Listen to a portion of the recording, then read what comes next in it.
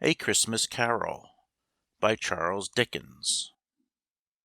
A Christmas Carol, in prose, being a ghost story of Christmas, by Charles Dickens. Preface.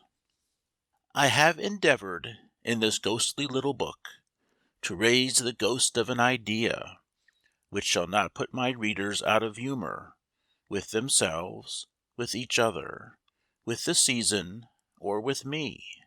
May it haunt their houses pleasantly, and no one wish to lay it. Their faithful friend and servant, C. D. December, 1843. End of Preface. Chapter 1 of A Christmas Carol by Charles Dickens. Stave 1. Marley's Ghost. Marley was dead, to begin with. There is no doubt whatever about that. The register of his burial was signed by the clergyman, the clerk, the undertaker, and the chief mourner. Scrooge signed it, and Scrooge's name was good upon change for anything he chose to put his hand to. Old Marley was as dead as a door-nail. Mind, I don't mean to say that I know, of my own knowledge, what there is particularly dead about a door-nail. I might have been inclined, myself, to regard a coffin-nail as the deadest piece of ironmongery in the trade. But the wisdom of our ancestors is in the simile, and my unhallowed hands shall not disturb it, or the country's done for. You will therefore permit me to repeat, emphatically, that Marley was as dead as a door-nail. Scrooge knew he was dead? Of course he did. How could it be otherwise? Scrooge and he were partners for I don't know how many years. Scrooge was his sole executor, his sole administrator, his sole assign, his sole residuary legatee, his sole friend, and sole mourner. And even Scrooge was not so dreadfully cut up by the sad event, but that he was an excellent man of business on the very day of the funeral, and solemnized it with an undoubted bargain. The mention of Marley's funeral brings me back to the point I started from. There is no doubt that Marley was dead. This must be distinctly understood, or nothing wonderful can come of the story I am going to relate. If we were not perfectly convinced that Hamlet's father died before the play began, there would be nothing more remarkable in his taking a stroll at night, in an easterly wind, upon his own ramparts, than there would be in any other middle-aged gentleman rashly turning out after dark in a breezy spot, say St. Paul's churchyard, for instance, literally to astonish his son's weak mind. Scrooge never painted out old Marley's name. There it stood, years afterwards, above the warehouse door, Scrooge and Marley. The firm was known as Scrooge and Marley. Sometimes people new to the business called Scrooge Scrooge, and sometimes Marley. But he answered to both names. It was all the same to him. Oh, but he was a tight-fisted hand at the grindstone, Scrooge. A squeezing, wrenching, grasping, scraping, clutching, covetous old sinner, hard and sharp as flint, from which no steel had ever struck out generous fire, secret and self-contained, and solitary as an oyster. The cold within him froze his old features, nipped his pointed nose, shrivelled his cheek, stiffened his gait, made his eyes red, his thin lips blue, and spoke out shrewdly in his grating voice. A frosty rime was on his head, and on his eyebrows, and his wiry chin. He carried his own low temperature always about with him. He iced his office in the dog days, and didn't thaw it 1° at Christmas. External heat and cold had little influence on Scrooge. No warmth could warm, no wintry weather chill him. No wind that blew was bitterer than he, no falling snow was more intent upon its purpose, no pelting rain less open to entreaty. Foul weather didn't know where to have him. The heaviest rain and snow and hail and sleet could boast of the advantage over him in only one respect. They often came down handsomely, and Scrooge never did. Nobody ever stopped him in the street to say, with gladsome looks, "My dear Scrooge, how are you?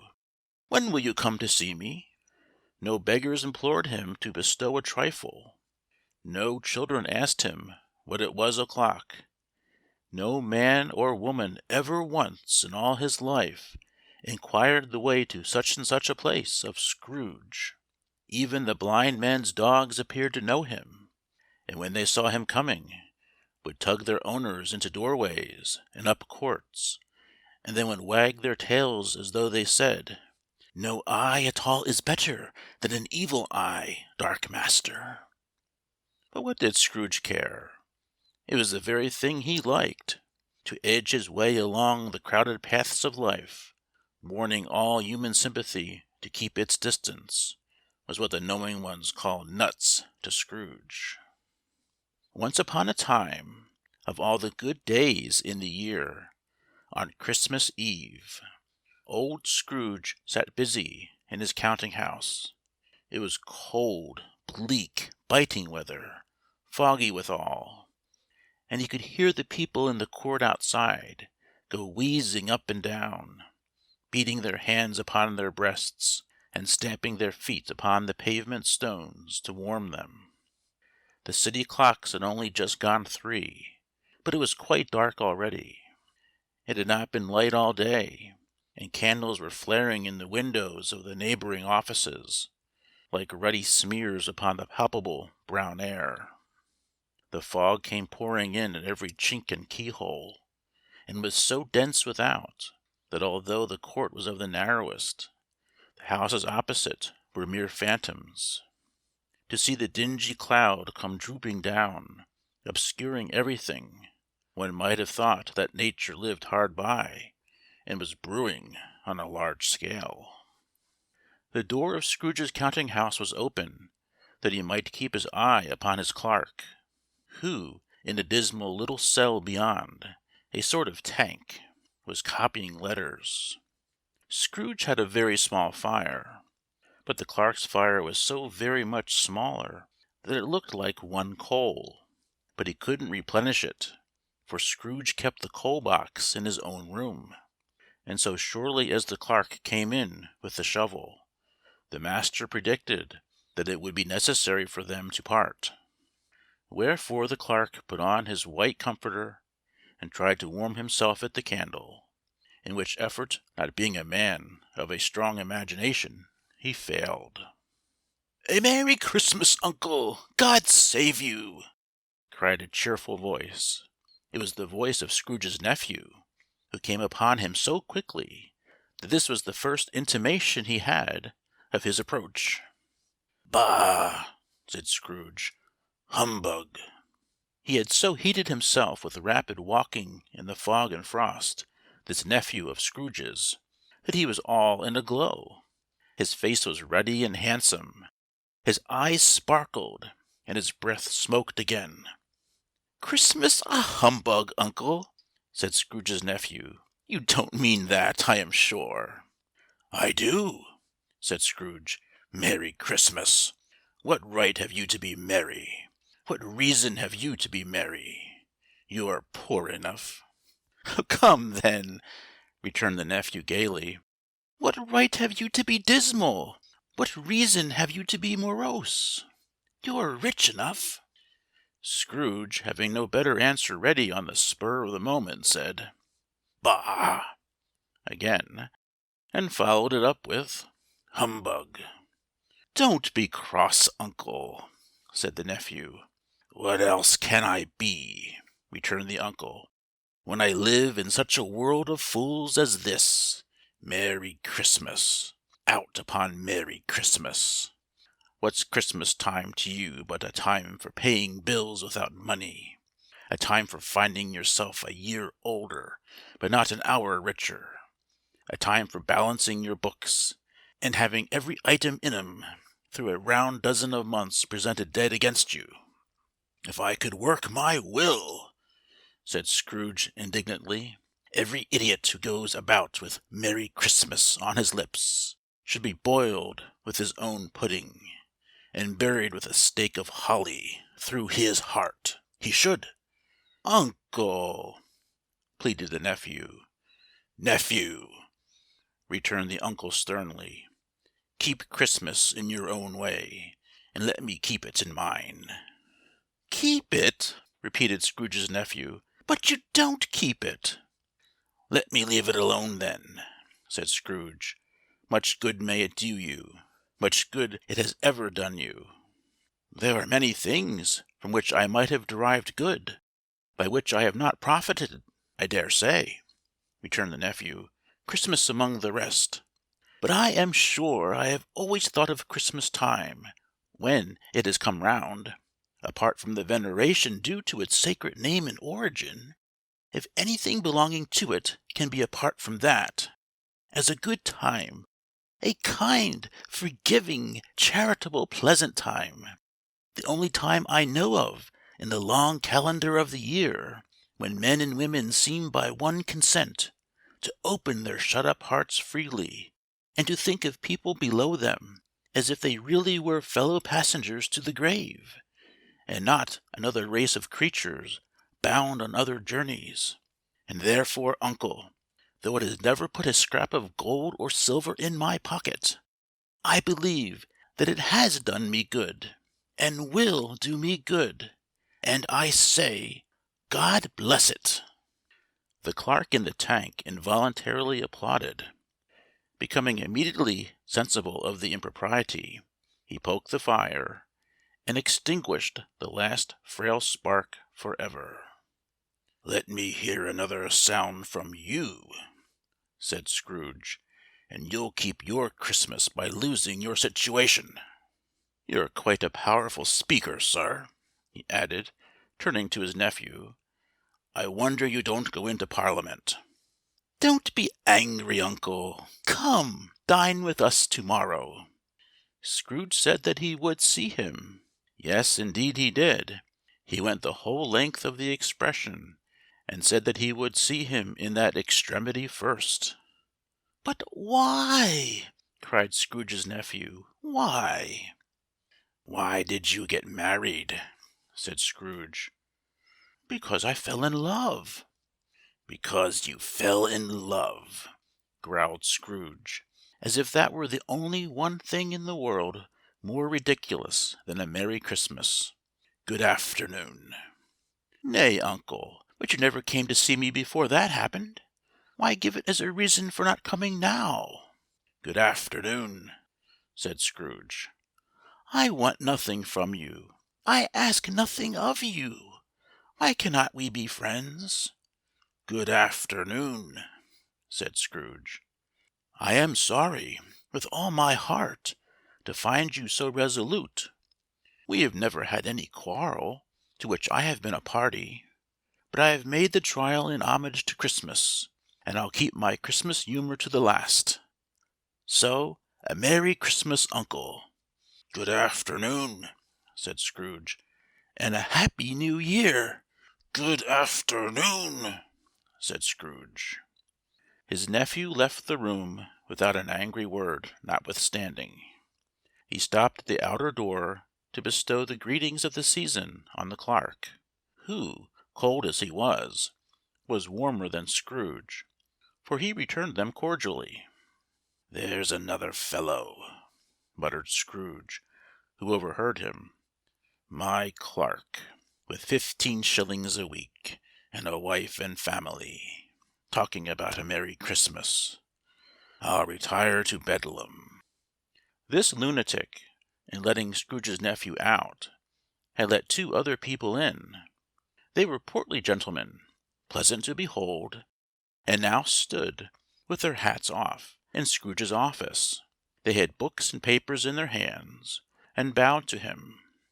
"Scrooge and Marley's, I believe," said one of the gentlemen, referring to his list. "Have I the pleasure of addressing Mr. Scrooge or Mr. Marley?" "Mr. Marley has been dead these 7 years," Scrooge replied. "He died 7 years ago, this very night." "We have no doubt his liberality is well represented by his surviving partner," said the gentleman, presenting his credentials. It certainly was, for they had been two kindred spirits.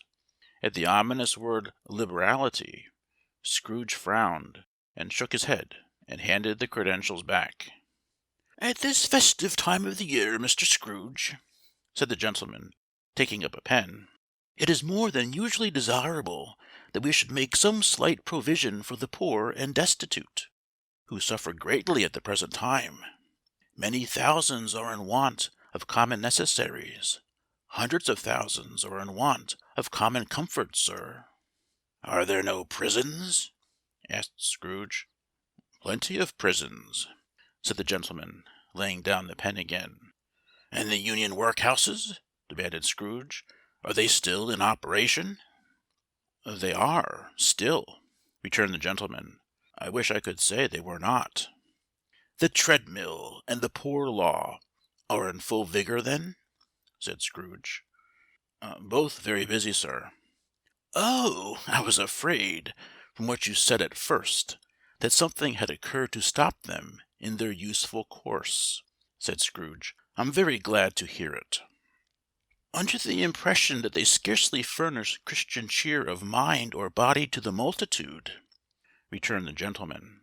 "A few of us are endeavoring to raise a fund to buy the poor some meat and drink and means of warmth. We choose this time because it is a time of all others when want is keenly felt and abundance rejoices. What shall I put you down for?" "Nothing," Scrooge replied. "You wish to be anonymous?" "I wish to be left alone," said Scrooge.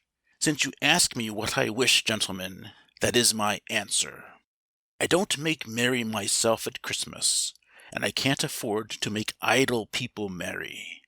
I help to support the establishments I have mentioned. They cost enough, and those who are badly off must go there." "Many can't go there, and many would rather die." "If they would rather die," said Scrooge, "they had better do it, and decrease the surplus population. Besides, excuse me, I don't know that." "But you might know it," observed the gentleman. "It's not my business," Scrooge returned. "It's enough for a man to understand his own business, and not to interfere with other people's. Mine occupies me constantly. Good afternoon, gentlemen." Seeing clearly that it would be useless to pursue their point, the gentlemen withdrew. Scrooge resumed his labors with an improved opinion of himself, and in a more facetious temper than was usual with him. Meanwhile, the fog and darkness thickened so, that people ran about with flaring links, proffering their services to go before horses and carriages, and conduct them on their way. The ancient tower of a church, whose gruff old bell was always peeping slyly down at Scrooge out of a Gothic window in the wall, became invisible, and struck the hours and quarters in the clouds, with tremulous vibrations afterwards, as if its teeth were chattering in its frozen head up there. The cold became intense. In the main street, at the corner of the court, some laborers were repairing the gas pipes, and had lighted a great fire in a brazier, round which a party of ragged men and boys were gathered, warming their hands and winking their eyes before the blaze in rapture. The water plug being left in solitude, its overflowings sullenly congealed and turned to misanthropic ice. The brightness of the shops, where holly sprigs and berries crackled in the lamp heat of the windows, made pale faces ruddy as they passed. Poulterers' and grocers' trades became a splendid joke, a glorious pageant with which it was next to impossible to believe that such dull principles as bargain and sale had anything to do.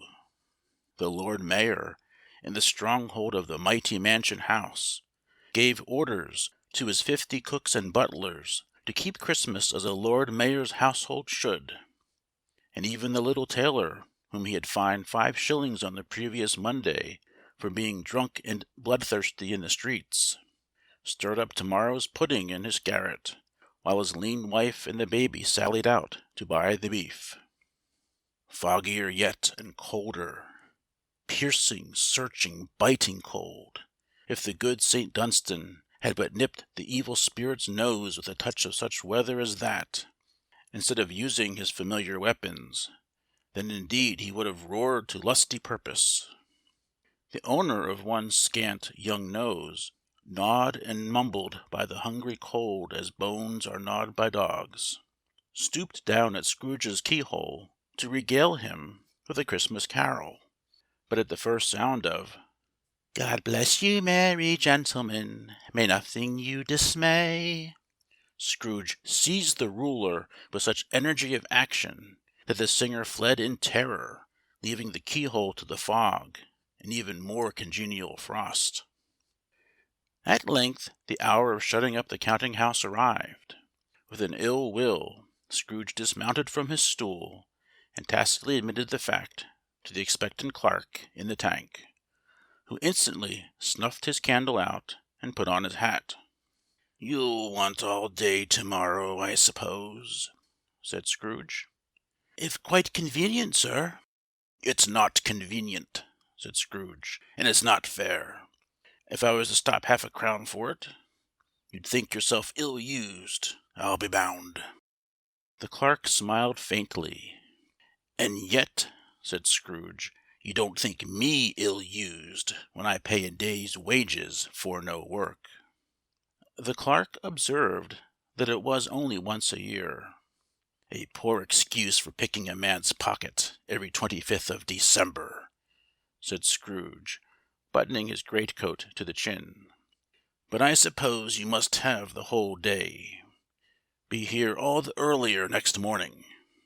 The clerk promised that he would, and Scrooge walked out with a growl.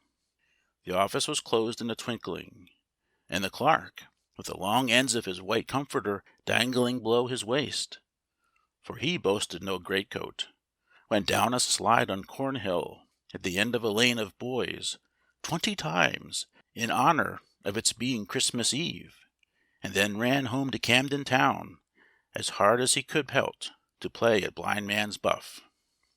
Scrooge took his melancholy dinner in his usual melancholy tavern, and having read all the newspapers, and beguiled the rest of the evening with his banker's book, went home to bed. He lived in chambers which had once belonged to his deceased partner. They were a gloomy suite of rooms, and a lowering pile of building up a yard, where it had so little business to be that one could scarcely help fancying it must have run there when it was a young house, playing at hide-and-seek with other houses, and forgotten the way out again. It was old enough now, and dreary enough, for nobody lived in it but Scrooge, the other rooms being all let out as offices. The yard was so dark that even Scrooge, who knew its every stone, was faint to grope with his hands. The fog and frost so hung about the black old gateway of the house, that it seemed as if the genius of the weather sat in mournful meditation on the threshold. Now, it is a fact that there was nothing at all particular about the knocker on the door, except that it was very large. It is also a fact that Scrooge had seen it night and morning during his whole residence in that place.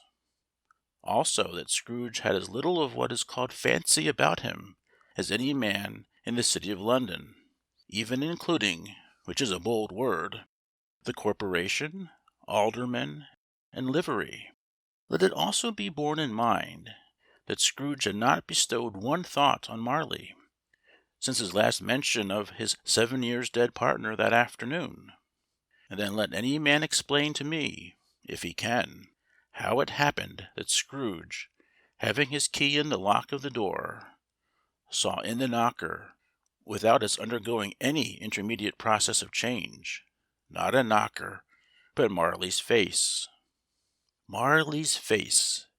It was not an impenetrable shadow, as the other objects in the yard were, but had a dismal light about it, like a bad lobster in a dark cellar. It was not angry or ferocious, but looked at Scrooge as Marley used to look, with ghostly spectacles turned up on its ghostly forehead. The hair was curiously stirred as if by breath or hot air, and though the eyes were wide open, they were perfectly motionless.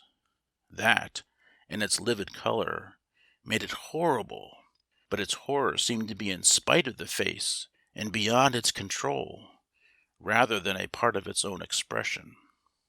As Scrooge looked fixedly at this phenomenon, it was a knocker again. To say that he was startled, or that his blood was not conscious of a terrible sensation to which it had been a stranger from infancy, would be untrue. But he put his hand upon the key he had relinquished, turned it sturdily, walked in, and lighted his candle. He did pause, with a moment's irresolution, before he shut the door, and he did look cautiously behind it first, as if he half expected to be terrified with the sight of Marley's pigtail sticking out into the hall. But there was nothing on the back of the door except the screws and nuts that held the knocker on.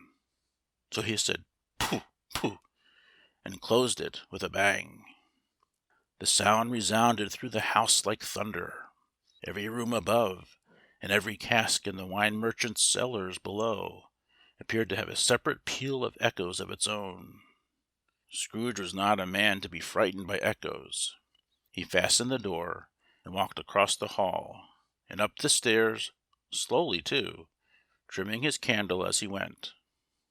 You may talk vaguely about driving a coach and six up a good old flight of stairs, or through a bad young Act of Parliament, but I mean to say you might have got a hearse up that staircase, and taken it broadwise, with the splinter bar towards the wall, and the door towards the balustrades, and done it easy. There's plenty of width for that, and room to spare, which is perhaps the reason why Scrooge thought he saw a locomotive hearse going on before him in the gloom.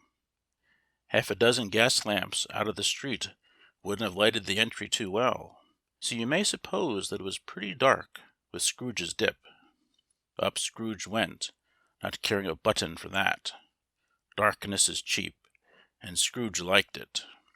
But before he shut his heavy door, he walked through his rooms to see that all was right. He had just enough recollection of the face to desire to do that. Sitting room, bedroom, lumber room, all as they should be. Nobody under the table, nobody under the sofa. A small fire in the grate, spoon and basin ready, and a little saucepan of gruel (Scrooge had a cold in his head) upon the hob.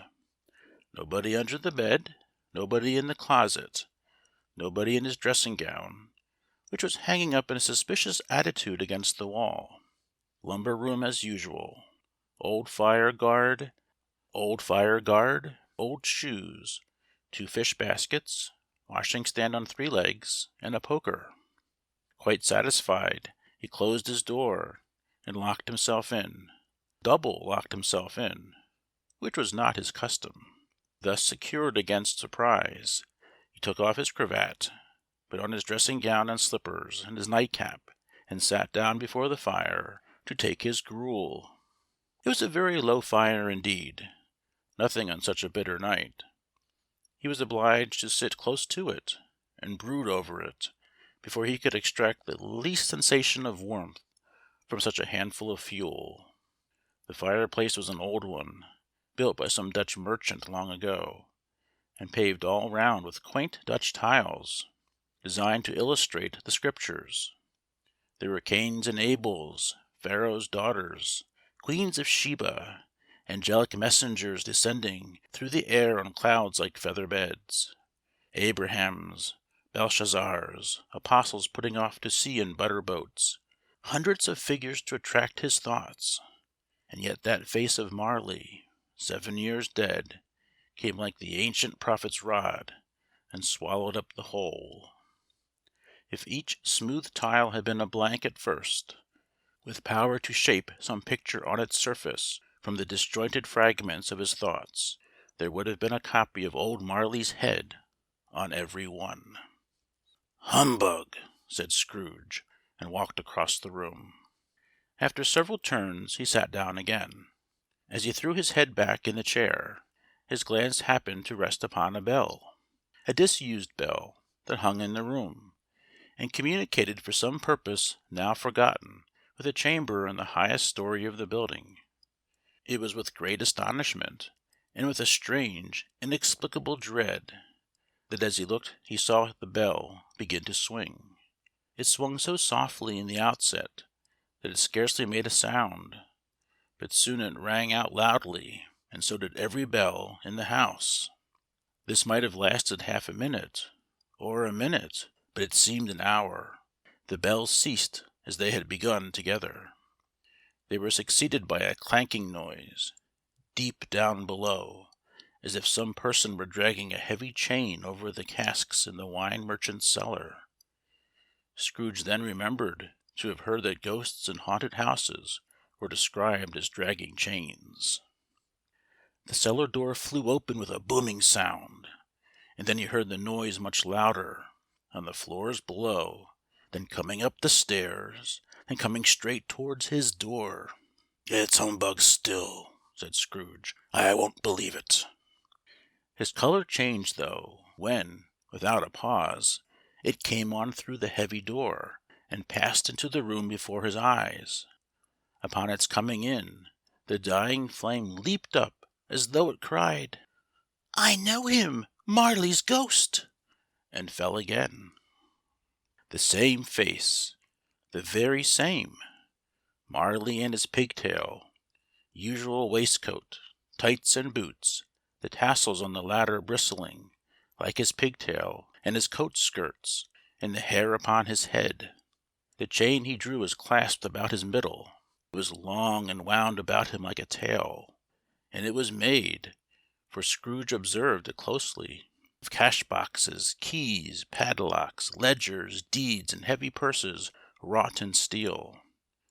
His body was transparent, so that Scrooge, observing him, and looking through his waistcoat, could see the 2 buttons on his coat behind. Scrooge had often heard it said that Marley had no bowels, but he had never believed it until now. No, nor did he believe it even now, though he looked the phantom through and through, and saw it standing before him, though he felt the chilling influence of its death-cold eyes, and marked the very texture of the folded kerchief bound about its head and chin, which wrapper he had not observed before he was still incredulous, and fought against his senses. "How now?"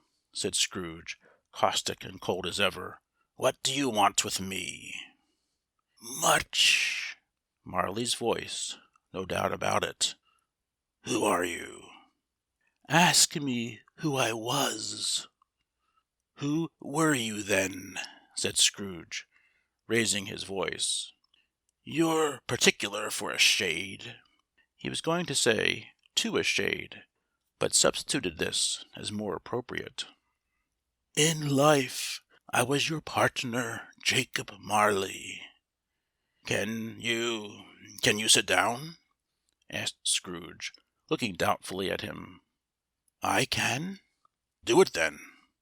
Scrooge asked the question because he didn't know whether a ghost so transparent might find himself in a condition to take a chair, and felt that in the event of its being impossible, it might involve the necessity of an embarrassing explanation. But the ghost sat down on the opposite side of the fireplace, as if he were quite used to it. "You don't believe in me," observed the ghost. "I don't," said Scrooge. "What evidence would you have of my reality beyond that of your senses?" "I don't know," said Scrooge. "Why do you doubt your senses?" "Because," said Scrooge, "a little thing affects them. A slight disorder of the stomach makes them cheats. You may be an undigested bit of beef, a blot of mustard, a crumb of cheese, a fragment of an underdone potato. There's more of gravy than of grave about you, whatever you are." Scrooge was not much in the habit of cracking jokes, nor did he feel in his heart by any means waggish then. The truth is that he tried to be smart as a means of distracting his own attention and keeping down his terror, for the spectre's voice disturbed the very marrow in his bones. To sit staring at those fixed glazed eyes in silence for a moment would play, Scrooge felt, the very deuce with him. There was something very awful, too, in the spectre's being provided with an infernal atmosphere of its own. Scrooge could not feel it himself, but this was clearly the case, for though the ghost sat perfectly motionless, its hair and skirts and tassels were still agitated as if by the hot vapour from an oven. "You see this toothpick?" said Scrooge, returning quickly to the charge, for the reason just assigned, and wishing, though it were only for a second, to divert the vision's stony gaze from himself. "I do," replied the ghost. "You are not looking at it," said Scrooge. "But I see it," said the ghost, notwithstanding. "Well," returned Scrooge, "I have but to swallow this, and be for the rest of my days persecuted by a legion of goblins, all of my own creation. Humbug, I tell you, humbug!" At this the spirit raised a frightful cry, and shook its chain with such a dismal and appalling noise, that Scrooge held on tight to his chair to save himself from falling in a swoon. But how much greater was his horror when the phantom, taking off the bandage round its head, as if it were too warm to wear indoors, its lower jaw dropped down upon its breast. Scrooge fell upon his knees and clasped his hands before his face. "Mercy!" he said. "Dreadful apparition, why do you trouble me?" "Man of the worldly mind," replied the ghost, "do you believe in me or not?" "I do," said Scrooge. "I must. But why do spirits walk the earth? And why do they come to me?" "It is required of every man," the ghost returned, "that the spirit within him should walk abroad among his fellow men, and travel far and wide. And if that spirit goes not forth in life, it is condemned to do so after death. It is doomed to wander through the world. Oh, woe is me! And witness what it cannot share, but might have shared on earth, and turned to happiness." Again the spirit raised a cry, and shook its chain, and wrung its shadowy hands. "You are fettered," said Scrooge, trembling. "Tell me why." "I wear the chain I forged in life," replied the ghost. "I made it link by link, and yard by yard. I girded it on of my own free will, and of my own free will I wore it. Is its pattern strange to you?" Scrooge trembled more and more. "Or would you know," pursued the ghost, "the weight and length of the strong coil you bear yourself? It was full as heavy and as long as this 7 Christmas Eves ago. You have labored on it since. It is a ponderous chain." Scrooge glanced about him on the floor, in the expectation of finding himself surrounded by some 50 or 60 fathoms of iron cable, but he could see nothing. "Jacob!" he said imploringly. "Oh, Jacob Marley, tell me more. Speak comfort to me, Jacob." "I have none to give," the ghost replied. "It comes from other regions, Ebenezer Scrooge, and is conveyed by other ministers to other kinds of men. Nor can I tell you what I would. A very little more is all permitted to me. I cannot rest. I cannot stay. I cannot linger anywhere. My spirit never walked beyond our counting-house. mark me. In life my spirit never roved beyond the narrow limits of our money-changing hole, and weary journeys lie before me." It was a habit with Scrooge, whenever he became thoughtful, to put his hands in his breeches pockets. Pondering on what the ghost had said, he did so now, but without lifting up his eyes, or getting off his knees. "You must have been very slow about it, Jacob," Scrooge observed, in a businesslike manner, though with humility and deference. "Slow?" the ghost repeated. "7 years dead," mused Scrooge, "and travelling all the time." "The whole time," said the ghost. "No rest, no peace, incessant torture of remorse." "You travel fast?" said Scrooge. "On the wings of the wind," replied the ghost. "You might have got over a very great quantity of ground in 7 years," said Scrooge. The ghost, on hearing this, set up another cry, and clanked its chain so hideously in the dead silence of the night, that the ward might have been justified in indicting it for a nuisance. "Oh, captive bound and double ironed!" cried the phantom, "not to know that ages of incessant labour by immortal creatures for this earth must pass into eternity, before the good of which it is susceptible is all developed. Not to know that any Christian spirit working kindly in its little sphere, whatever it may be, will find its mortal life too short for its vast means of usefulness. Not to know that no space of regret can make amends for one's life's opportunity missed. Yet such was I. Oh, such was I." "But you were always a good man of business, Jacob," faltered Scrooge, who now began to apply this to himself. "Business!" cried the ghost, wringing its hands again. "Mankind was my business. The common welfare was my business. Charity, mercy, forbearance, and benevolence were all my business. The dealings of my trade were but a drop of water in the comprehensive ocean of my business." It held up its chain at arm's length, as if that were the cause of all its unavailing grief, and flung it heavily upon the ground again. "At this time of the rolling year," the spectre said, "I suffer most.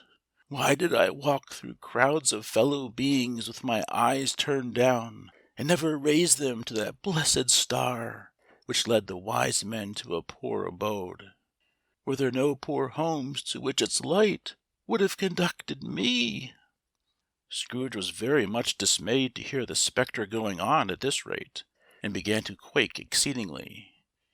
"Hear me!" cried the ghost. "My time is nearly gone." "I will," said Scrooge. "But don't be hard upon me. Don't be flowery, Jacob, pray." "How it is that I appear before you in a shape that you can see, I may not tell. I have sat invisible beside you many and many a day." It was not an agreeable idea. Scrooge shivered, and wiped the perspiration from his brow. "That is no light part of my penance," pursued the ghost. "I am here to-night to warn you that you have yet a chance and hope of escaping my fate, a chance and hope of my procuring Ebenezer." "You were always a good friend to me," said Scrooge. "Thank'ee." "You will be haunted," resumed the ghost, "by 3 spirits." Scrooge's countenance fell almost as low as the ghost's had done. "Is that the chance and hope you mentioned, Jacob?" he demanded, in a faltering voice. "It is." "I think I'd rather not," said Scrooge. "Without their visits," said the ghost, "you cannot hope to shun the path I tread. Expect the first to-morrow, when the bell tolls 1." "Couldn't I take 'em all at once, and have it over, Jacob?" hinted Scrooge. "Expect the second on the next night, at the same hour. The third upon the next night, when the last stroke of 12 has ceased to vibrate. Look to see me no more, and look that, for your own sake, you remember what has passed between us." When it had said these words, the spectre took its wrapper from the table and bound it round its head as before. Scrooge knew this by the smart sound its teeth made when the jaws were brought together by the bandage. He ventured to raise his eyes again, and found his supernatural visitor confronting him in an erect attitude, with its chain wound round and about its arm. The apparition walked backward from him, and at every step it took, the window raised itself a little, so that when the spectre reached it, it was wide open. It beckoned Scrooge to approach, which he did. When they were within 2 paces of each other, Marley's ghost held up its hand, warning him to come no nearer. Scrooge stopped, not so much in obedience as in surprise and fear, for on the raising of the hand he became sensible of confused noises in the air, incoherent sounds of lamentation and regret, wailings inexpressibly sorrowful and self-accusatory. The spectre, after listening for a moment, joined in the mournful dirge, and floated out upon the bleak, dark night. Scrooge followed to the window, desperate in his curiosity. He looked out. The air was filled with phantoms, wandering hither and thither in restless haste, and moaning as they went. Every one of them wore chains like Marley's ghost. Some few, they might be guilty governments, were linked together. None were free. Many had been personally known to Scrooge in their lives. He had been quite familiar with one old ghost, in a white waistcoat with a monstrous iron safe attached to its ankle, who cried piteously at being unable to assist a wretched woman with an infant, whom it saw below upon a doorstep. The misery with them all was, clearly, that they sought to interfere for good in human matters, and had lost the power forever. Whether these creatures faded into mist, or mist enshrouded them, he could not tell, but they and their spirit voices faded together, and the night became as it had been when he walked home. Scrooge closed the window, and examined the door by which the ghost had entered. It was double locked, as he had locked it with his own hands, and the bolts were undisturbed. He tried to say "humbug," but stopped at the first syllable. And being from the emotion he had undergone, or the fatigues of the day, or his glimpse of the invisible world, or the dull conversation of the ghost, or the lateness of the hour, much in need of repose, went straight to bed, without undressing, and fell asleep upon the instant. End of Chapter 1. Stave 2. The first of the 3 spirits. When Scrooge awoke, it was so dark that looking out of bed he could scarcely distinguish the transparent window from the opaque walls of his chamber. He was endeavoring to pierce the darkness with his ferret eyes, when the chimes of a neighboring church struck the 4 quarters. So he listened for the hour. To his great astonishment, the heavy bell went on from 6 to 7, and from 7 to 8, and regularly up to 12, then stopped. 12! It was past 2 when he went to bed. The clock was wrong. An icicle must have got into the works. 12! He touched the spring of his repeater to correct this most preposterous clock. Its rapid little pulse beat 12, and stopped. "Why, it isn't possible," said Scrooge, "that I can have slept through a whole day, and far into another night. It isn't possible that anything has happened to the sun, and this is 12 at noon." The idea being an alarming one, he scrambled out of bed, and groped his way to the window. He was obliged to rub the frost off with the sleeve of his dressing gown, before he could see anything, and could see very little then. All he could make out was, that it was still very foggy and extremely cold, and that there was no noise of people running to and fro, and making a great stir, as there unquestionably would have been if night had beaten off bright day, and taken possession of the world. This was a great relief, because 3 days after sight of this first exchange paid to Mr. Ebenezer Scrooge or his order, and so forth, would have become a mere United States security, if there were no days to count by. Scrooge went to bed again, and thought, and thought, and thought it over, and over, and over, and could make nothing of it. The more he thought, the more perplexed he was, and the more he endeavored not to think, the more he thought. Marley's ghost bothered him exceedingly. Every time he resolved within himself, after mature inquiry, that it was all a dream, his mind flew back again, like a strong spring released, to its first position, and presented the same problem to be worked all through. Was it a dream or not? Scrooge lay in this state until the chime had gone 3/4 more, when he remembered, on a sudden, that the ghost had warned him of a visitation when the bell tolled 1. He resolved to lie awake until the hour was past, and, considering that he could no more go to sleep than go to heaven, this was perhaps the wisest resolution in his power. The quarter was so long that he was more than once convinced he must have sunk into a doze unconsciously, and missed the clock.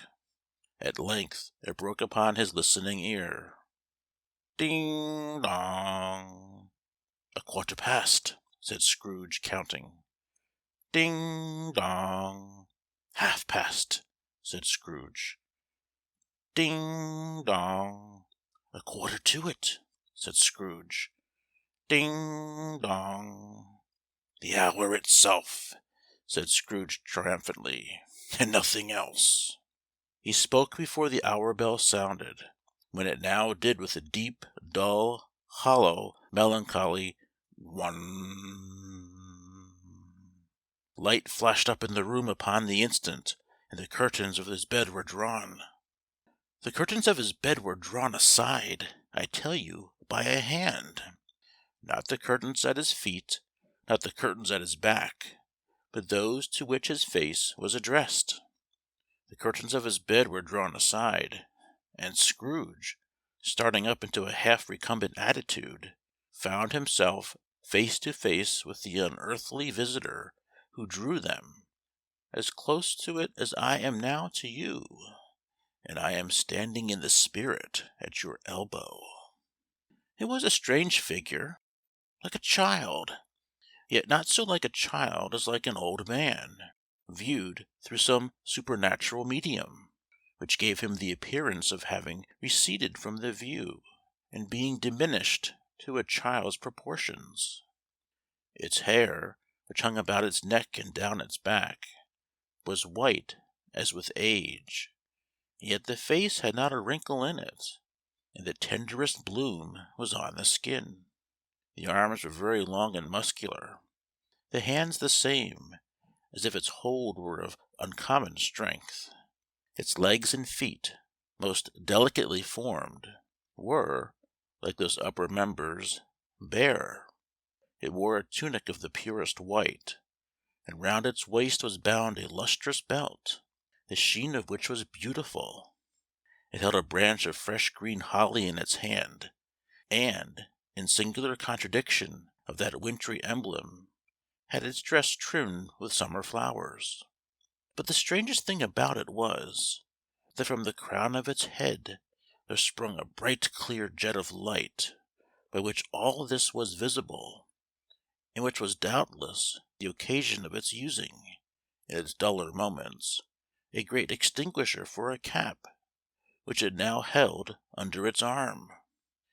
Even this, though, when Scrooge looked at it with increasing steadiness, was not its strangest quality, for as its belt sparkled and glittered now in one part and now in another, and what was light one instant at another time was dark, so the figure itself fluctuated in its distinctness, being now a thing with one arm, now with one leg, now with 20 legs, now a pair of legs without a head, now a head without a body, of which dissolving parts no outline would be visible in the dense gloom wherein they melted away.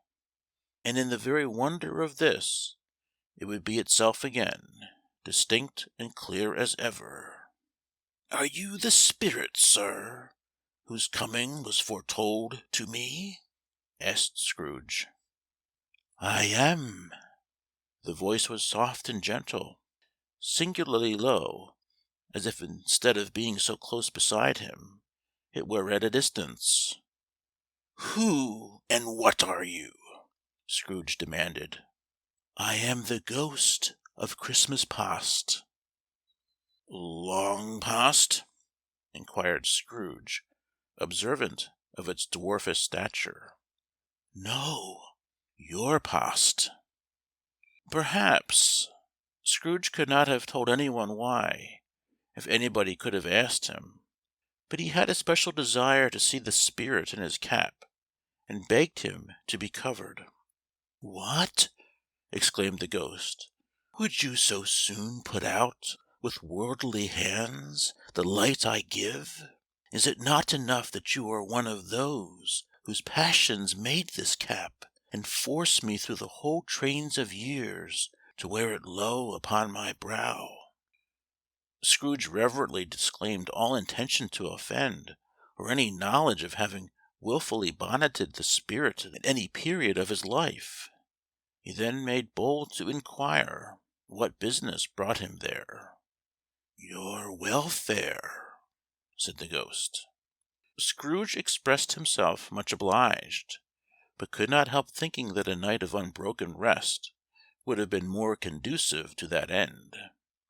The spirit must have heard him thinking, for it said immediately, "Your reclamation, then. Take heed." It put out its strong hand as it spoke, and clasped him gently by the arm. "Rise and walk with me." It would have been in vain for Scrooge to plead that the weather and the hour were not adapted to pedestrian purposes. That bed was warm, and the thermometer a long way below freezing. That he was clad but lightly in his slippers, dressing gown, and nightcap, and that he had a cold upon him at that time. The grasp, though gentle as a woman's hand, was not to be resisted. He rose, but finding that the spirit made towards the window, clasped his robe in supplication. "I am a mortal," Scrooge remonstrated, "and liable to fall." "Bear but a touch of my hand there," said the spirit, laying it upon his heart, "and you shall be upheld in more than this." As the words were spoken, they passed through the wall, and stood upon an open country road, with fields on either hand. The city had entirely vanished. Not a vestige of it was to be seen. The darkness and the mist had vanished with it, for it was a clear, cold winter day, with snow upon the ground. "Good heaven!" said Scrooge, clasping his hands together as he looked about him. "I was bred in this place. I was a boy here." The spirit gazed upon him mildly. Its gentle touch, though it had been light and instantaneous, appeared still present to the old man's sense of feeling. He was conscious of 1,000 odors floating in the air, each one connected with 1,000 thoughts, and hopes, and joys, and cares long, long forgotten. "Your lip is trembling," said the ghost. "And what is that upon your cheek?" Scrooge muttered, with an unusual catching in his voice, that it was a pimple, and begged the ghost to lead him where he would. "You recollect the way?" inquired the spirit. "Remember it!" cried Scrooge with fervor. "I could walk it blindfold." "Strange to have forgotten it for so many years," observed the ghost. "Let us go on." They walked along the road, Scrooge recognizing every gate, and post, and tree, until a little market town appeared in the distance, with its bridge, its church, and winding river. Some shaggy ponies now were seen trotting towards them, with boys upon their backs, who called to other boys in country gigs and carts, driven by farmers. All these boys were in great spirits, and shouted to each other, until the broad fields were so full of merry music that the crisp air laughed to hear it. "These are but shadows of the things that have been," said the ghost. "They have no consciousness of us." The jocund travellers came on, and as they came, Scrooge knew and named them every one. Why was he rejoiced beyond all bounds to see them? Why did his cold eye glisten, and his heart leap up as they went past? Why was he filled with gladness when he heard them give each other "Merry Christmas" as they parted at cross roads and byways for their several homes? What was Merry Christmas to Scrooge? Out upon Merry Christmas! What good had it ever done to him? "The school is not quite deserted," said the ghost. "A solitary child, neglected by his friends, is left there still." Scrooge said he knew it, and he sobbed. They left the high road, by a well-remembered lane, and soon approached a mansion of dull red brick, with a little weathercock-surmounted cupola on the roof, and a bell hanging in it. It was a large house, but one of broken fortunes, for the spacious offices were little used. Their walls were damp and mossy, their windows broken, and their gates decayed. Fowls clucked and strutted in the stables, and the coach-houses and sheds were run over with grass. Nor was it more retentive of its ancient state within, for entering the dreary hall, and glancing through the open doors of many rooms, they found them poorly furnished, cold, and vast. There was an earthly savour in the air, a chilly barrenness in the place, which associated itself somehow with too much getting up by candlelight, and not too much to eat. They went, the ghost and Scrooge, across the hall, to a door at the back of the house. It opened before them, and disclosed a long, bare, melancholy room, made barer still by lines of plain deal forms and desks.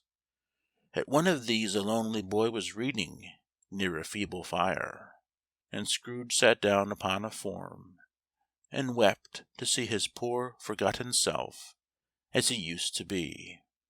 Not a latent echo in the house, not a squeak and scuffle from the mice behind the panelling, not a drip from the half-thawed water-spout in the dull yard behind, not a sigh among the leafless boughs of one despondent poplar, not the idle swinging of an empty storehouse door, no, not a clicking in the fire, but fell upon the heart of Scrooge with a softening influence, and gave a freer passage to his tears.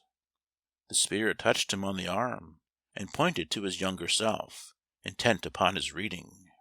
Suddenly a man, in foreign garments, wonderfully real and distinct to look at, stood outside the window, with an axe stuck in his belt, and leading by the bridle an ass laden with wood. "Why, it's Ali Baba!" Scrooge exclaimed in ecstasy. "It's dear old honest Ali Baba! Yes, yes, I know. One Christmas time, when yonder solitary child was left here all alone, he did come for the first time, just like that. Poor boy! And Valentine," said Scrooge, "and his wild brother Orson. There they go. And what's his name, who was put down in his drawers asleep at the gate of Damascus? Don't you see him? And the Sultan's groom turned upside down by the genie. There he is upon his head. Serve him right. I'm glad of it. What business had he to be married to the princess?" To hear Scrooge expending all the earnestness of his nature on such subjects, in a most extraordinary voice between laughing and crying, and to see his heightened and excited face, would have been a surprise to his business friends in the city indeed. "There's the parrot!" cried Scrooge. green body and yellow tail, with a thing like a lettuce growing out of the top of his head. There he is! Poor Robin Crusoe! He called him when he came home again after sailing round the island. Poor Robin Crusoe! Where have you been, Robin Crusoe?" The man thought he was dreaming, but he wasn't. It was the parrot, you know. Oh, there goes Friday, running for his life to the little creek. "Hallo! Hoop! Hallo!" Then, with a rapidity of transition very foreign to his usual character, he said, in pity for his former self, "Poor boy!" and cried again. "I wish," Scrooge muttered, putting his hand in his pocket and looking about him, after drying his eyes with his cuff. "But it's too late now." "What is the matter?" asked the spirit. "Nothing," said Scrooge, "nothing. There was a boy singing a Christmas carol at my door last night. I should have liked to have given him something. That's all." The ghost smiled thoughtfully, and waved its hand, saying as it did so, "Let us see another Christmas." Scrooge's former self grew larger at the words, and the room became a little darker and more dirty. The panels shrunk, the windows cracked, fragments of plaster fell out of the ceiling, and the naked laths were shown instead. But how all this was brought about, Scrooge knew no more than you do. He only knew that it was quite correct, that everything had happened so, that there he was, alone again, when all the other boys had gone home for the jolly holidays. He was not reading now, but walking up and down despairingly. Scrooge looked at the ghost, and with a mournful shaking of his head, glanced anxiously towards the door.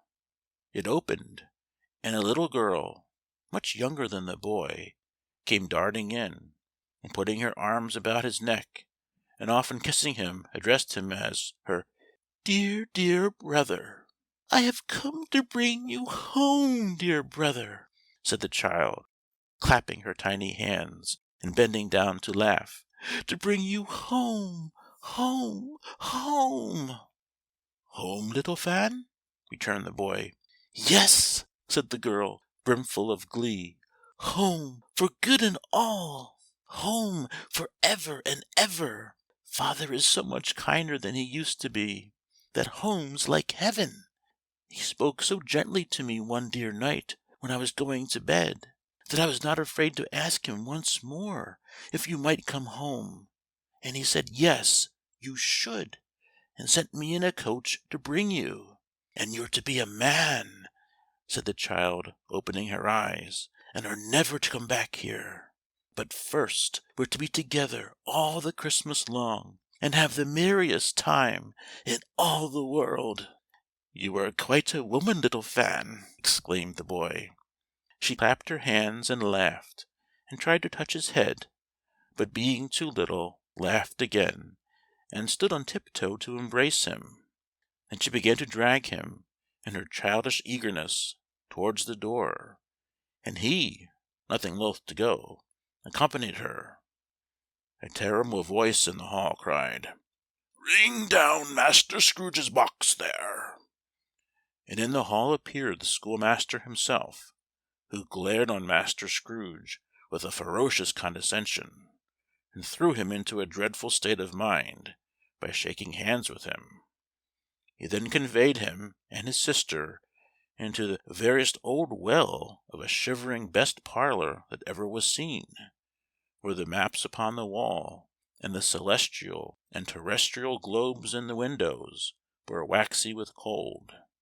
Here he produced a decanter of curiously light wine, and a block of curiously heavy cake, and administered instalments of those dainties to the young people, at the same time sending out a meagre servant to offer a glass of something to the post-boy, who answered that he thanked the gentleman, but if it was the same tap as he had tasted before, he had rather not. Master Scrooge's trunk being by this time tied on to the top of the chaise, the children bade the schoolmaster good-bye willingly, and getting into it, drove gaily down the garden sweep, the quick wheels dashing the hoar-frost and snow from off the dark leaves of the evergreens like spray. "Always a delicate creature whom a breath might have withered," said the ghost. "But she had a large heart." "So she had," cried Scrooge. "You're right. I will not gainsay it, Spirit. God forbid." "She died a woman," said the ghost, "and had, as I think, children." "One child," Scrooge returned. "True," said the ghost. "Your nephew." Scrooge seemed uneasy in his mind, and answered briefly, "Yes." Although they had but that moment left the school behind them, they were now in the busy thoroughfare of a city, where shadowy passengers passed and repassed, where shadowy carts and coaches battled for the way, and all the strife and tumult of a real city were. It was made plain enough, by the dressing of the shops, that here too it was Christmas time again. But it was evening, and the streets were lighted up. The ghost stopped at a certain warehouse door, and asked Scrooge if he knew it.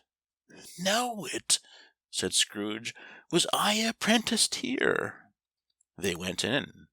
At the sight of an old gentleman in a Welsh wig, sitting behind such a high desk, that if he had been 2 inches taller he must have knocked his head against the ceiling, Scrooge cried in great excitement, "Why, it's old Fezziwig! Bless his heart, it's Fezziwig alive again!" Old Fezziwig laid down his pen, and looked up at the clock, which pointed to the hour of 7.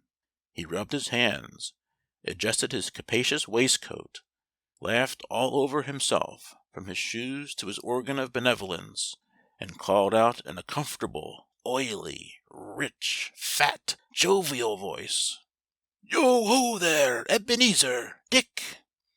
Scrooge's former self, now grown a young man, came briskly in, accompanied by his fellow prentice. "Dick Wilkins, to be sure," said Scrooge to the ghost. "Bless me, yes, there he is. He was very much attached to me, was Dick. Poor Dick! Dear, dear!" "Yo ho, my boys!" said Fezziwig. "No more work to-night. Christmas Eve! Dick! Christmas! Ebenezer! Let's have the shutters up!" cried old Fezziwig, with a sharp clap of his hands, "before a man can say Jack Robinson." You wouldn't believe how those two fellows went at it. They charged into the street with the shutters. 1, 2, 3 had 'em up in their places. 4, 5, 6 barred 'em and pinned 'em. 7, 8, 9 and came back before you could have got to 12, panting like race-horses. "Hilly ho!" cried old Fezziwig, skipping down from the high desk with wonderful agility. "Clear away, my lads, and let's have lots of room here. Hilly ho, Dick! Cheer up, Ebenezer!" Clear away! There was nothing they wouldn't have cleared away, or couldn't have cleared away, with old Fezziwig looking on. It was done in a minute. Every movable was packed off, as if it were dismissed from public life for evermore. The floor was swept and watered, the lamps were trimmed, fuel was heaped upon the fire, and the warehouse was as snug and warm and dry and bright a ballroom as you would desire to see upon a winter's night. In came a fiddler with a music-book, and went up to the lofty desk, and made an orchestra of it, and turned like 50 stomach-aches. In came Mrs. Fezziwig, one vast substantial smile. In came the 3 Miss Fezziwigs, beaming and lovable. In came the 6 young followers whose hearts they broke. In came all the young men and women employed in the business. In came the housemaid with her cousin, the baker. In came the cook with her brother's particular friend, the milkman. In came the boy from over the way, who was suspected of not having board enough from his master, trying to hide himself behind the girl from next door but one, who was proved to have had her ears pulled by her mistress. In they all came, one after another, some shyly, some boldly, some gracefully, some awkwardly, some pushing, some pulling. In they all came, anyhow, and everyhow. Away they all went, 20 couples at once, hands half round and back again the other way, down the middle and up again, round and round in various stages of affectionate grouping. Old top couple always turning up in the wrong place, new top couple starting off again as soon as they got there, all top couples at last, and not a bottom one to help them. When this result was brought about, old Fezziwig, clapping his hands to stop the dance, cried out, "Well done!" and the fiddler plunged his hot face into a pot of porter, specially provided for that purpose. But scorning rest, upon his reappearance, he instantly began again, though there were no dancers yet, as if the other fiddler had been carried home, exhausted, on a shutter, and he were a brand new man resolved to beat him out of sight or perish. There were more dances, and there were forfeits, and more dances, and there was cake, and there was negus, and there was a great piece of cold roast, and there was a great piece of cold boiled, and there were mince pies and plenty of beer. But the great effect of the evening came after the roast and boiled, when the fiddler, an artful dog, mind, the sort of man who knew his business better than you or I could have told it him, struck up Sir Roger de Coverley.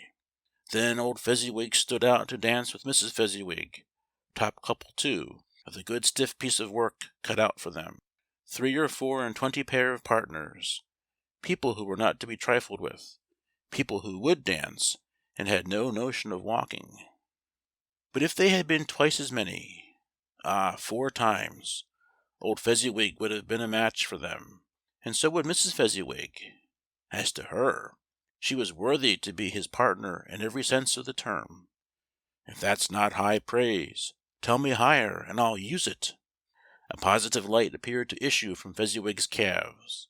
They shone in every part of the dance like moons.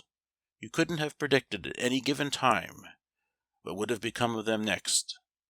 And when old Fezziwig and Mrs. Fezziwig had gone all through the dance, advance and retire, both hands to your partner, bow and curtsy, corkscrew, thread the needle, and back again to your place, Fezziwig cut so deftly that he appeared to wink with his legs, and came upon his feet again without a stagger.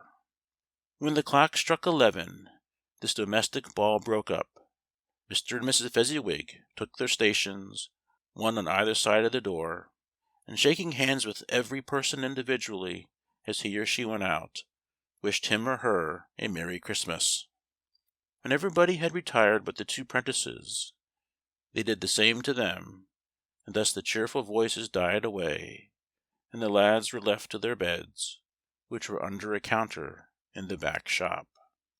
During the whole of this time, Scrooge had acted like a man out of his wits. His heart and soul were in the scene, and with his former self. He corroborated everything, remembered everything, enjoyed everything, and underwent the strangest agitation. It was not until now, when the bright faces of his former self and Dick were turned from them, that he remembered the ghost, and became conscious that it was looking full upon him, while the light upon its head burnt very clear. "A small matter," said the ghost, "to make these silly folks so full of gratitude." "Small?" echoed Scrooge. The spirit signed to him to listen to the 2 apprentices, who were pouring out their hearts in praise of Fezziwig, and when he had done so, said, "Why is it not? He has spent but a few pounds of your mortal money, 3 or 4 perhaps. Is that so much that he deserves this praise?" "It isn't that," said Scrooge, heated by the remark, and speaking unconsciously like his former, not his latter self. "It isn't that, Spirit. He has the power to render us happy or unhappy, to make our service light or burdensome, a pleasure or a toil. Say that his power lies in words and looks, and things so slight and insignificant that it is impossible to add and count 'em up. What then? The happiness he gives is quite as great as if it cost a fortune." He felt the spirit's glance, and stopped. "What is the matter?" asked the ghost. "Nothing particular," said Scrooge. "Something, I think," the ghost insisted. "No," said Scrooge. "No. I should like to be able to say a word or two to my clerk just now. That's all." His former self turned down the lamps as he gave utterance to the wish, and Scrooge and the ghost again stood side by side in the open air. "My time grows short," observed the spirit. "Quick!" This was not addressed to Scrooge, or to anyone whom he could see, but it produced an immediate effect, for again Scrooge saw himself. He was older now, a man in the prime of life. His face had not the harsh and rigid lines of later years, but it had begun to wear the signs of care and avarice. There was an eager, greedy, restless motion in the eye, which showed the passion that had taken root, and where the shadow of the growing tree would fall. He was not alone, but sat by the side of a fair young girl in a mourning dress, in whose eyes there were tears, which sparkled in the light that shone out of the ghost of Christmas past. "It matters little," she said softly. "To you, very little. Another idol has displaced me, and if it can cheer and comfort you in time to come, as I would have tried to do, I have no just cause to grieve you." "What idol has displaced you?" he rejoined. "A golden one." "This is the even-handed dealing of the world," he said. "There is nothing on which it is so hard as poverty, and there is nothing it professes to condemn with such severity as the pursuit of wealth." "You fear the world too much," she answered gently. "All your other hopes have merged into the hope of being beyond the chance of its sordid reproach. I have seen your nobler aspirations fall off, one by one, until the master passion, gain, engrosses you. Have I not?" "What then?" he retorted. "Even if I have grown so much wiser, what then? I am not changed towards you." She shook her head. "Am I?" "Our contract is an old one. It was made when we were both poor and content to be so, until, in good season, we could improve our worldly fortune by our patient industry.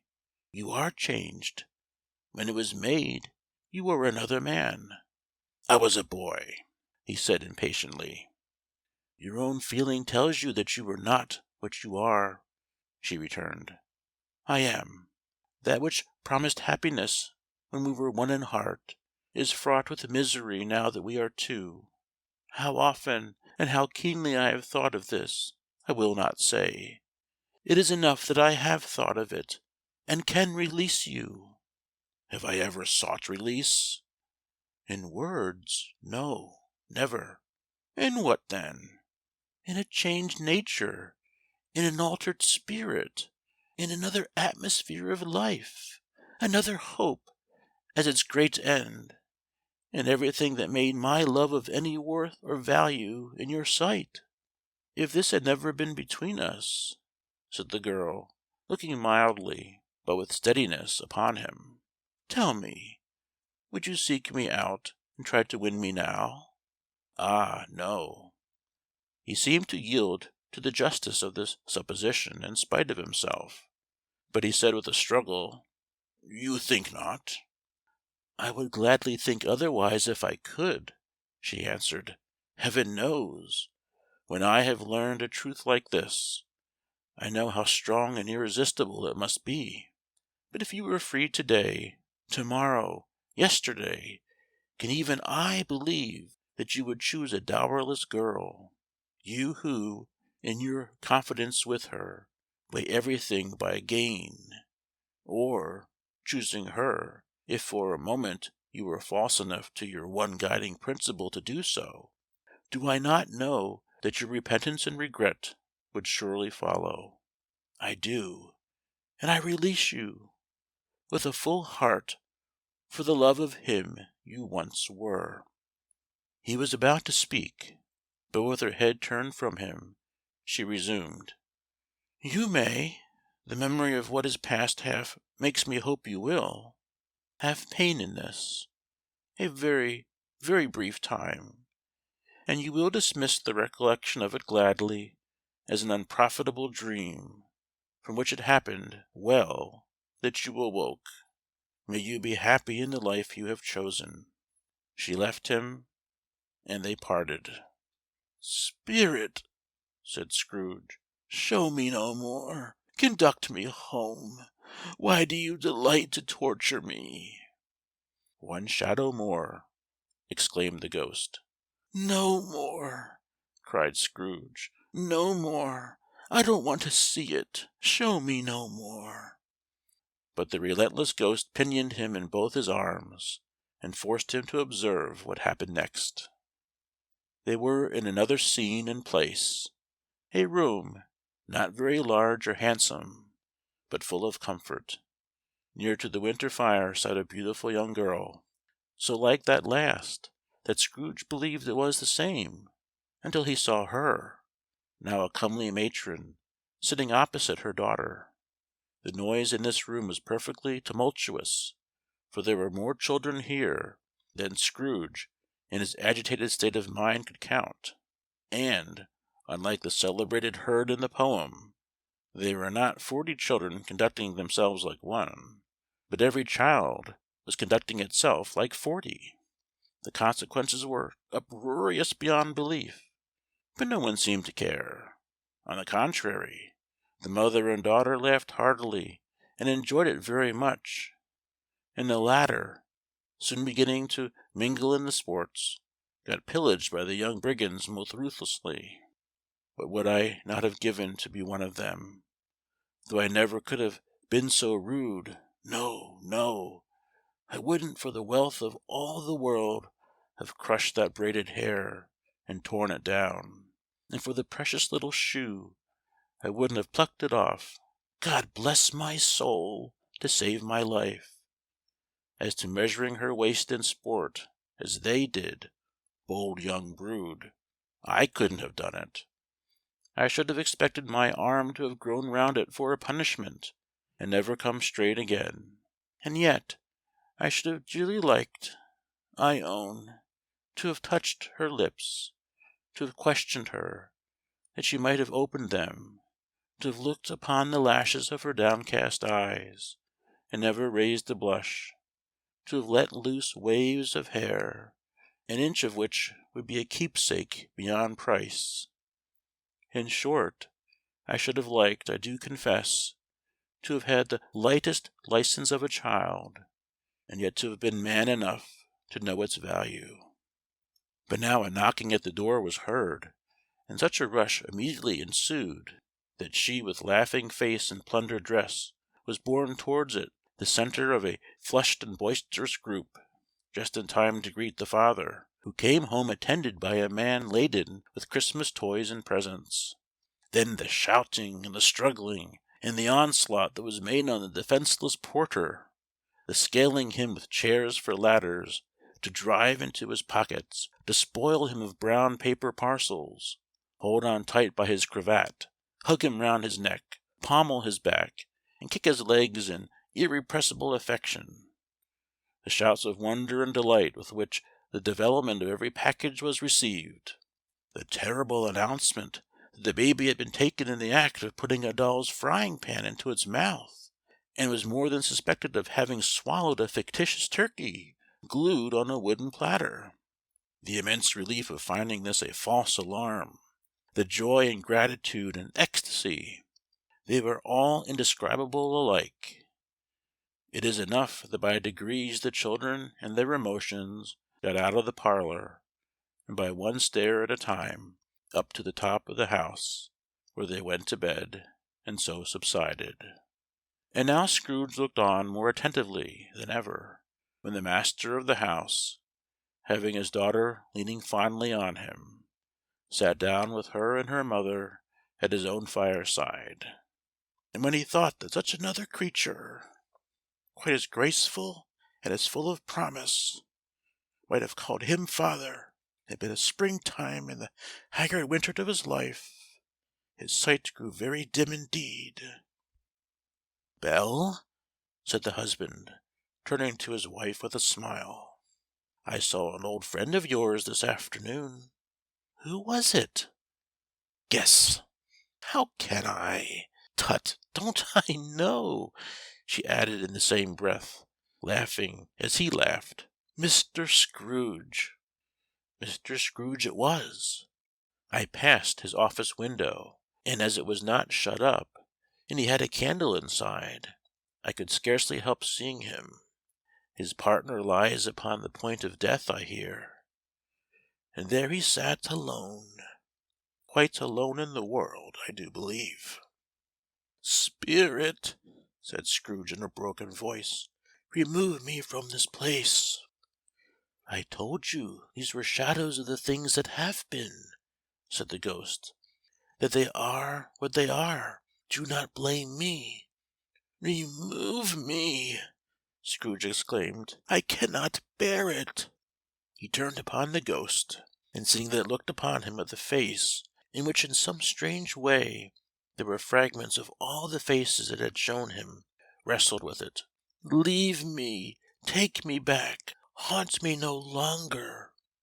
In this struggle, if that can be called a struggle, in which the ghost, with no visible resistance on his own part, was undisturbed by any effort of its adversary, Scrooge observed that its light was burning high and bright, and dimly connecting that with its influence over him, he seized the extinguisher cap, and by a sudden action pressed it down upon its head. The spirit dropped beneath it, so that the extinguisher covered its whole form, but though Scrooge pressed it down with all his force, he could not hide the light, which streamed from under it in an unbroken flood upon the ground.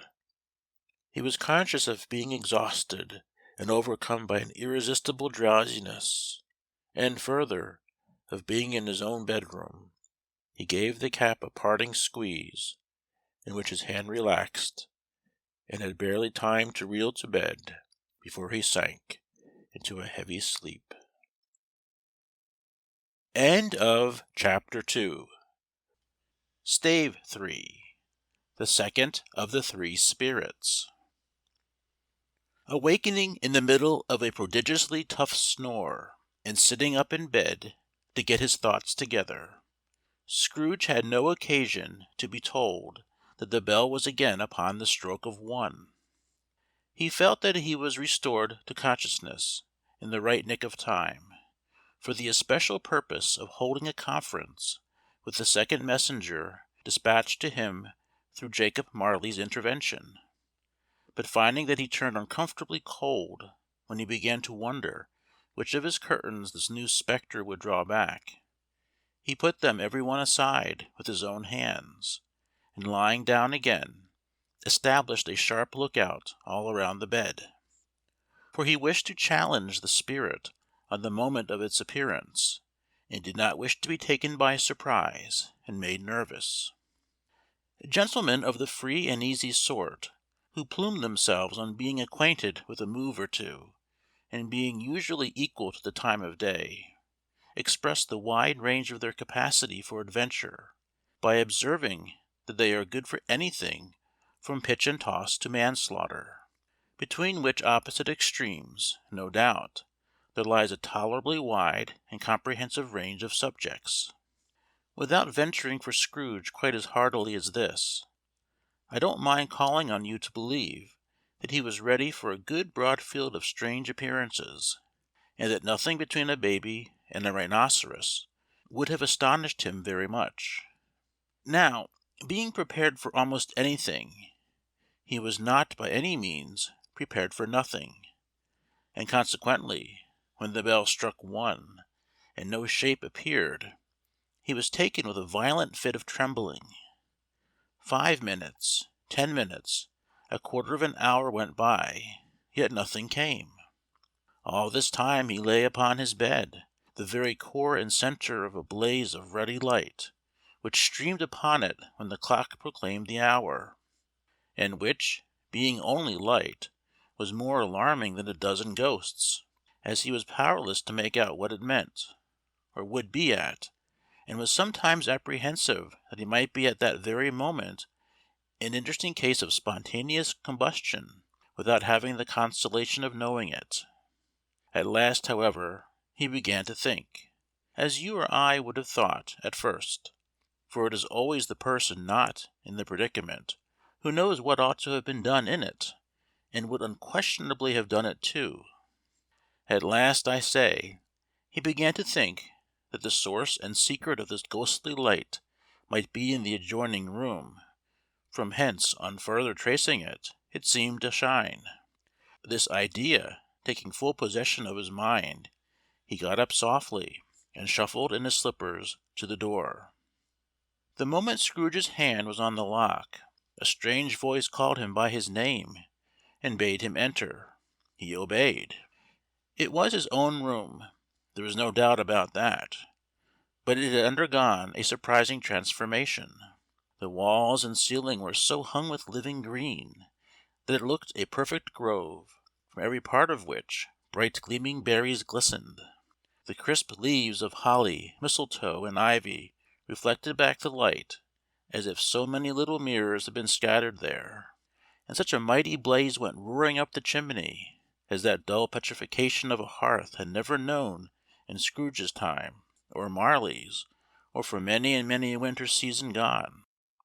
Heaped up on the floor to form a kind of throne were turkeys, geese, game, poultry, brawn, great joints of meat, sucking pigs, long wreaths of sausages, mince pies, plum puddings, barrels of oysters, red-hot chestnuts, cherry-cheeked apples, juicy oranges, luscious pears, immense twelfth cakes, and seething bowls of punch, that made the chamber dim with their delicious steam.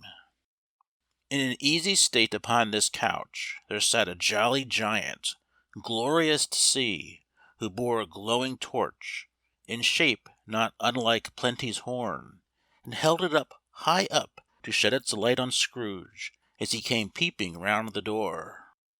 "Come in!" exclaimed the ghost. "Come in, and know me better, man." Scrooge entered timidly, and hung his head before the spirit. He was not the dogged Scrooge he had been, and though the spirit's eyes were clear and kind, he did not like to meet them. "I am the ghost of Christmas Present," said the spirit. "Look upon me." Scrooge reverently did so. It was clothed in one simple green robe, or mantle, bordered with white fur. This garment hung so loosely on the figure that its capacious breast was bare, as if disdaining to be warded or concealed by any artifice. Its feet, observable beneath the ample folds of the garment, were also bare, and on its head it wore no other covering than a holly wreath, set here and there with shining icicles. Its dark brown curls were long and free as its genial face, its sparkling eye, its open hand, its cheery voice, its unconstrained demeanor, and its joyful air. Girded round its middle was an antique scabbard, but no sword was in it, and the ancient sheath was eaten up with rust. "You have never seen the like of me before!" exclaimed the spirit. "Never," Scrooge made answer to it. "Have never walked forth with the younger members of my family, meaning, for I am very young, my elder brothers born in these latter years," pursued the phantom. "I don't think I have," said Scrooge. "I am afraid I have not. Have you had many brothers, spirit?" "More than 1,800," said the ghost. "A tremendous family to provide for," muttered Scrooge. The ghost of Christmas Present rose. "Spirit," said Scrooge submissively, "conduct me where you will. I went forth last night on compulsion, and I learnt a lesson which is working now. To-night, if you have aught to teach me, let me profit by it." "Touch my robe." Scrooge did as he was told, and held it fast. Holly, mistletoe, red berries, ivy, turkeys, geese, game, poultry, brawn, meat, pigs, sausages, oysters, pies, puddings, fruit, and punch, all vanished instantly. So did the room, the fire, the ruddy glow, the hour of night. And they stood in the city streets on Christmas morning, where, for the weather was severe, the people made a rough, but brisk and not unpleasant kind of music, in scraping the snow from the pavement in front of their dwellings and from the tops of their houses, whence it was mad delight to the boys to see it come plumping down into the road below, and splitting into artificial little snowstorms. The house fronts looked black enough, and the windows blacker, contrasting with the smooth white sheet of snow upon the roofs, and with the dirtier snow upon the ground, which last deposit had been ploughed up in deep furrows by the heavy wheels of carts and wagons, furrows that crossed and recrossed each other hundreds of times, where the great streets branched off and made intricate channels, hard to trace in the thick yellow mud and icy water. The sky was gloomy, and the shortest streets were choked up with a dingy mist, half thawed, half frozen, whose heavier particles descended in a shower of sooty atoms, as if all the chimneys in Great Britain had, by one consent, caught fire, and were blazing away to their dear hearts' content.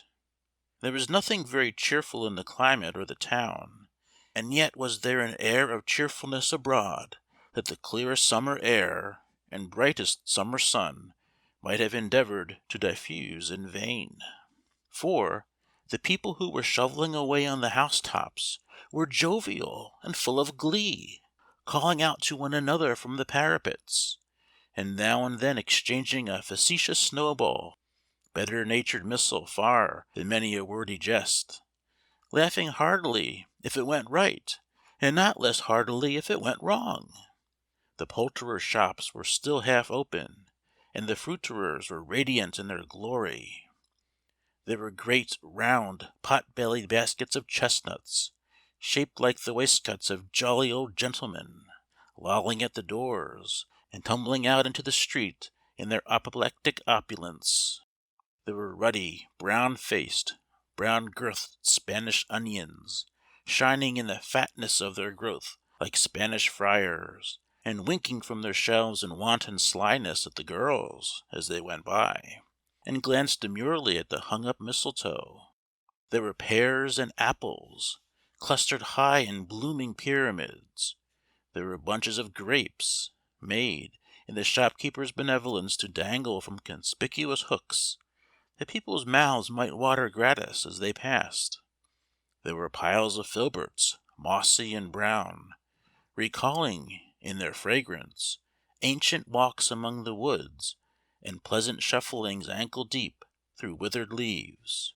There were Norfolk biffins, squat and swarthy, setting off the yellow of the oranges and lemons, and, in the great compactness of their juicy persons, urgently entreating and beseeching to be carried home in paper bags and eaten after dinner.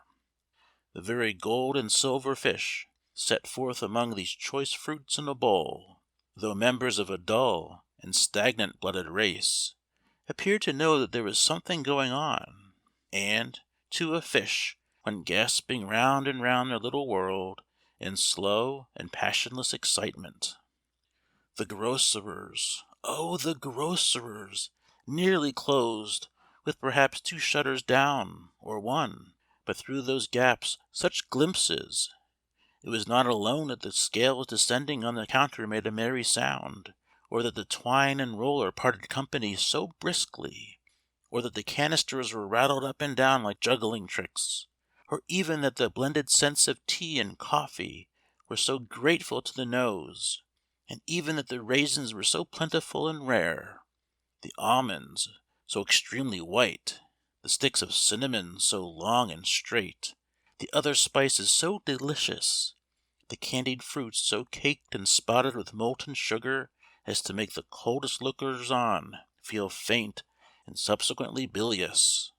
Nor was it that the figs were moist and pulpy, where the French plums blushed in modest tartness from their highly decorated boxes, or that everything was good to eat and in its Christmas dress, but the customers were all so hurried and so eager in the hopeful promise of the day, that they tumbled up against each other at the door, crashing their wicker baskets wildly, and left their purchases upon the counter, and came running back to fetch them, and committed hundreds of the like mistakes, in the best humour possible, while the grocer and his people were so frank and fresh, that the polished hearts with which they fastened their aprons behind might have been their own, worn outside for general inspection, and for Christmas daws to peck at if they chose.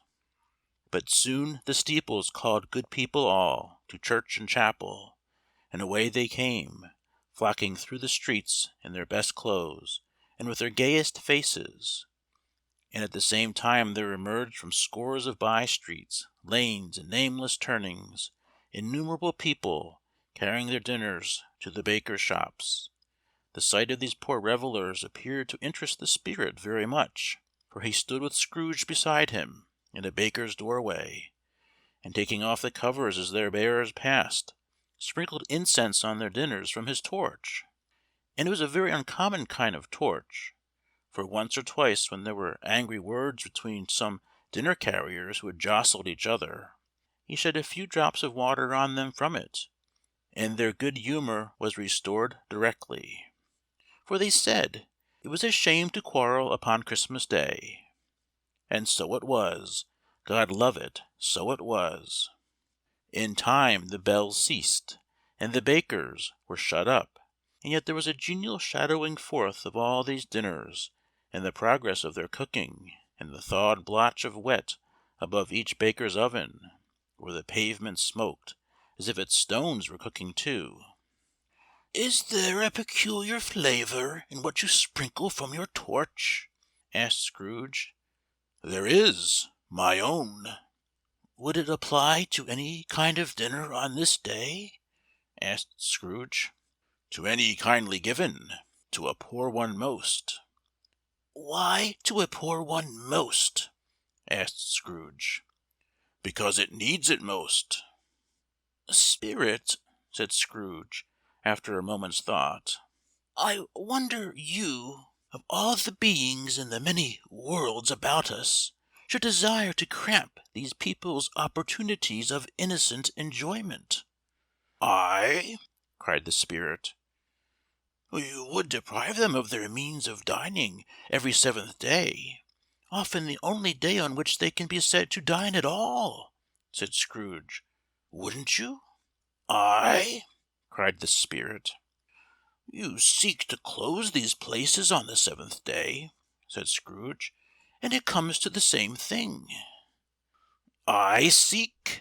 exclaimed the spirit. Forgive me if I am wrong. It has been done in your name, or at least in that of your family," said Scrooge. "There are some upon this earth of yours," returned the spirit, "who lay claim to know us, and who do their deeds of passion, pride, ill will, hatred, envy, bigotry, and selfishness in our name, who are as strange to us and all our kith and kin as if they had never lived. Remember that, and charge their doings on themselves, not us." Scrooge promised that he would, and they went on, invisible, as they had been before, into the suburbs of the town. It was a remarkable quality of the ghost, which Scrooge had observed at the baker's, that notwithstanding his gigantic size, he could accommodate himself to any place with ease, and that he stood beneath a low roof quite as gracefully and like a supernatural creature as it was possible he could have done in any lofty hall. And perhaps it was the pleasure the good spirit had in showing off this power of his, or else it was his own kind, generous, hearty nature, and his sympathy with all poor men, that led him straight to Scrooge's clerk's, for there he went, and took Scrooge with him, holding to his robe, and on the threshold of the door the spirit smiled, and stopped to bless Bob Cratchit's dwelling, with the sprinkling of his torch. Think of that! Bob had but 15 bob a week himself. He pocketed on Saturdays but 15 copies of his Christian name, and yet the ghost of Christmas present blessed his 4-roomed house. Then up rose Mrs. Cratchit, Cratchit's wife, dressed out but poorly in a twice-turned gown, but brave in ribbons, which are cheap and make a goodly show for sixpence, and she laid the cloth, assisted by Belinda Cratchit, second of her daughters, also brave in ribbons, while Master Peter Cratchit plunged a fork into the saucepan of potatoes, and getting the corners of his monstrous shirt collar, Bob's private property conferred upon his son and heir in honour of the day, into his mouth, rejoiced to find himself so gallantly attired, and yearned to show his linen in the fashionable parks. And now 2 smaller Cratchits, boy and girl, came tearing in, screaming that outside the baker's they had smelt the goose, and known it for their own. And basking in luxurious thoughts of sage and onion, these young Cratchits danced about the table, and exalted Master Peter Cratchit to the skies, while he, not proud, although his collars nearly choked him, blew the fire, until the slow potatoes bubbling up, knocked loudly at the saucepan lid to be let out and peeled. "What has ever got your precious father, then?" said Mrs. Cratchit. "And your brother, Tiny Tim, and Martha weren't as late last Christmas Day by half an hour." "Here's Martha, mother," said a girl, appearing as she spoke. "Here's Martha, mother," cried the 2 young Cratchits. "Hurrah! There's such a goose, Martha!" "Why, bless your heart alive, my dear, how late you are!" said Mrs. Cratchit, kissing her a dozen times, and taking off her shawl and bonnet for her with officious zeal. "We'd a deal of work to finish up last night," replied the girl, "and had to clear away this morning, mother." "Well, never mind as long as you are come," said Mrs. Cratchit. "Sit ye down before the fire, my dear, and have a warm. Lord bless ye!" "No, no, there's father coming!" cried the 2 young Cratchits, who were everywhere at once. "Hide, Martha, hide!" So Martha hid herself, and in came little Bob, the father, with at least 3 feet of comforter exclusive of the fringe, hanging down before him, and his threadbare clothes darned up and brushed, to look seasonable, and Tiny Tim upon his shoulder. Alas for Tiny Tim! He bore a little crutch, and had his limbs supported by an iron frame. "Why, where's our Martha?" cried Bob Cratchit, looking round. "Not coming," said Mrs. Cratchit. "Not coming?" said Bob, with a sudden declension in his high spirits, for he had been Tim's blood horse all the way from church, and had come home rampant. "Not coming upon Christmas Day?" Martha didn't like to see him disappointed, if it were only in joke, so she came out prematurely from behind the closet door, and ran into his arms, while the 2 young Cratchits hustled Tiny Tim and bore him off into the wash-house, that he might hear the pudding singing in the copper. "And how did little Tim behave?" asked Mrs. Cratchit, when she had rallied Bob on his credulity, and Bob had hugged his daughter to his heart's content. "As good as gold," said Bob, "and better. Somehow he gets thoughtful, sitting by himself so much, and thinks the strangest things you ever heard. He told me, coming home, that he hoped the people saw him in the church, because he was a cripple, and it might be pleasant to them to remember upon Christmas Day, who made lame beggars walk, and blind men see." Bob's voice was tremulous when he told them this, and trembled more when he said that Tiny Tim was growing strong and hearty. His active little crutch was heard upon the floor, and back came Tiny Tim before another word was spoken, escorted by his brother and sister to his stool before the fire. And while Bob, turning up his cuffs, as if, poor fellow, they were capable of being made more shabby, compounded some hot mixture in a jug with gin and lemons, and stirred it round and round, and put it on the hob to simmer. Master Peter and the two ubiquitous young Cratchits went to fetch the goose, with which they soon returned in high procession. Such a bustle ensued that you might have thought a goose the rarest of all birds, a feathered phenomenon, to which a black swan was a matter of course. And in truth it was something very like it in that house. Mrs. Cratchit made the gravy, ready beforehand in a little saucepan, hissing hot. Master Peter mashed the potatoes with incredible vigor. Miss Belinda sweetened up the apple sauce. Martha dusted the hot plates. Bob took Tiny Tim beside him in a tiny corner at the table. The two young Cratchits set chairs for everybody, not forgetting themselves, and mounting guard upon their posts, crammed spoons into their mouths, lest they should shriek for goose before their turn came to be helped. At last the dishes were set on, and grace was said. It was succeeded by a breathless pause, as Mrs. Cratchit, looking slowly all along the carving knife, prepared to plunge it in the breast. But when she did, and when the long-expected gush of stuffing issued forth, one murmur of delight arose all around the board, and even Tiny Tim, excited by the two young Cratchits, beat on the table with the handle of his knife, and feebly cried, "Hurrah!" There never was such a goose. Bob said he didn't believe there ever was such a goose cooked. Its tenderness and flavor, size and cheapness, were the themes of universal admiration. Eked out by apple sauce and mashed potatoes, it was a sufficient dinner for the whole family. Indeed, as Mrs. Cratchit said with great delight, surveying one small atom of a bone upon the dish, they hadn't ate it all at last. Yet every one had had enough, and the youngest Cratchits in particular were steeped in sage and onion to the eyebrows. But now, the plates being changed by Miss Belinda, Mrs. Cratchit left the room alone, too nervous to bear witness, to take the pudding up and bring it in. Suppose it should not be done enough? Suppose it should break in turning out? Suppose somebody should have got over the wall of the backyard and stolen it while they were merry with the goose? A supposition at which the two young Cratchits became livid. All sorts of horrors were supposed. Hallo! A great deal of steam. The pudding was out of the copper. A smell like a washing day. That was the cloth. A smell like an eating-house, and a pastry-cook's next door to each other, with a laundress's next door to that. That was the pudding.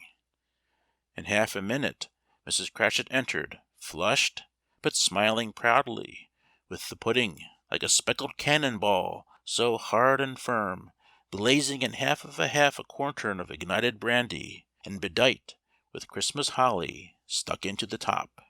Oh, a wonderful pudding! Bob Cratchit said, and calmly too, that he regarded it as the greatest success achieved by Mrs. Cratchit since their marriage. Mrs. Cratchit said that now the weight was off her mind, she would confess she had had her doubts about the quantity of flour. Everybody had something to say about it, but nobody said or thought it was at all a small pudding for a large family. It would have been flat heresy to do so. Any Cratchit would have blushed to hint at such a thing. At last the dinner was all done.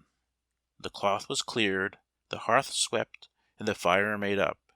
The compound in the jug being tasted, and considered perfect, apples and oranges were put upon the table, and a shovelful of chestnuts on the fire. Then all the Cratchit family drew round the hearth, in what Bob Cratchit called a circle, meaning half a one, and at Bob Cratchit's elbow stood the family display of glass, 2 tumblers and a custard cup without a handle. These held the hot stuff from the jug, however, as well as golden goblets would have done, and Bob served it out with beaming looks, while the chestnuts on the fire sputtered and cracked noisily. Then Bob proposed, "A Merry Christmas to us all, my dears! God bless us!" Which all the family re-echoed. "God bless us, every one," said Tiny Tim, the last of all. He sat very close to his father's side upon his little stool. Bob held his withered little hand in his, as if he loved the child, and wished to keep him by his side, and dreaded that he might be taken from him. "Spirit," said Scrooge, with an interest he had never felt before, "tell me if Tiny Tim will live." "I see a vacant seat," replied the ghost, "in the poor chimney corner, and a crutch without an owner, carefully preserved. If these shadows remain unaltered by the future, the child will die." "No, no," said Scrooge. "Oh, no, kind spirit! Say he will be spared."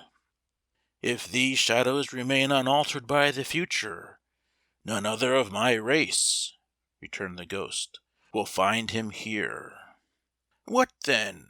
If he be like to die, he had better do it, and decrease the surplus population." Scrooge hung his head to hear his own words quoted by the spirit, and was overcome with penitence and grief.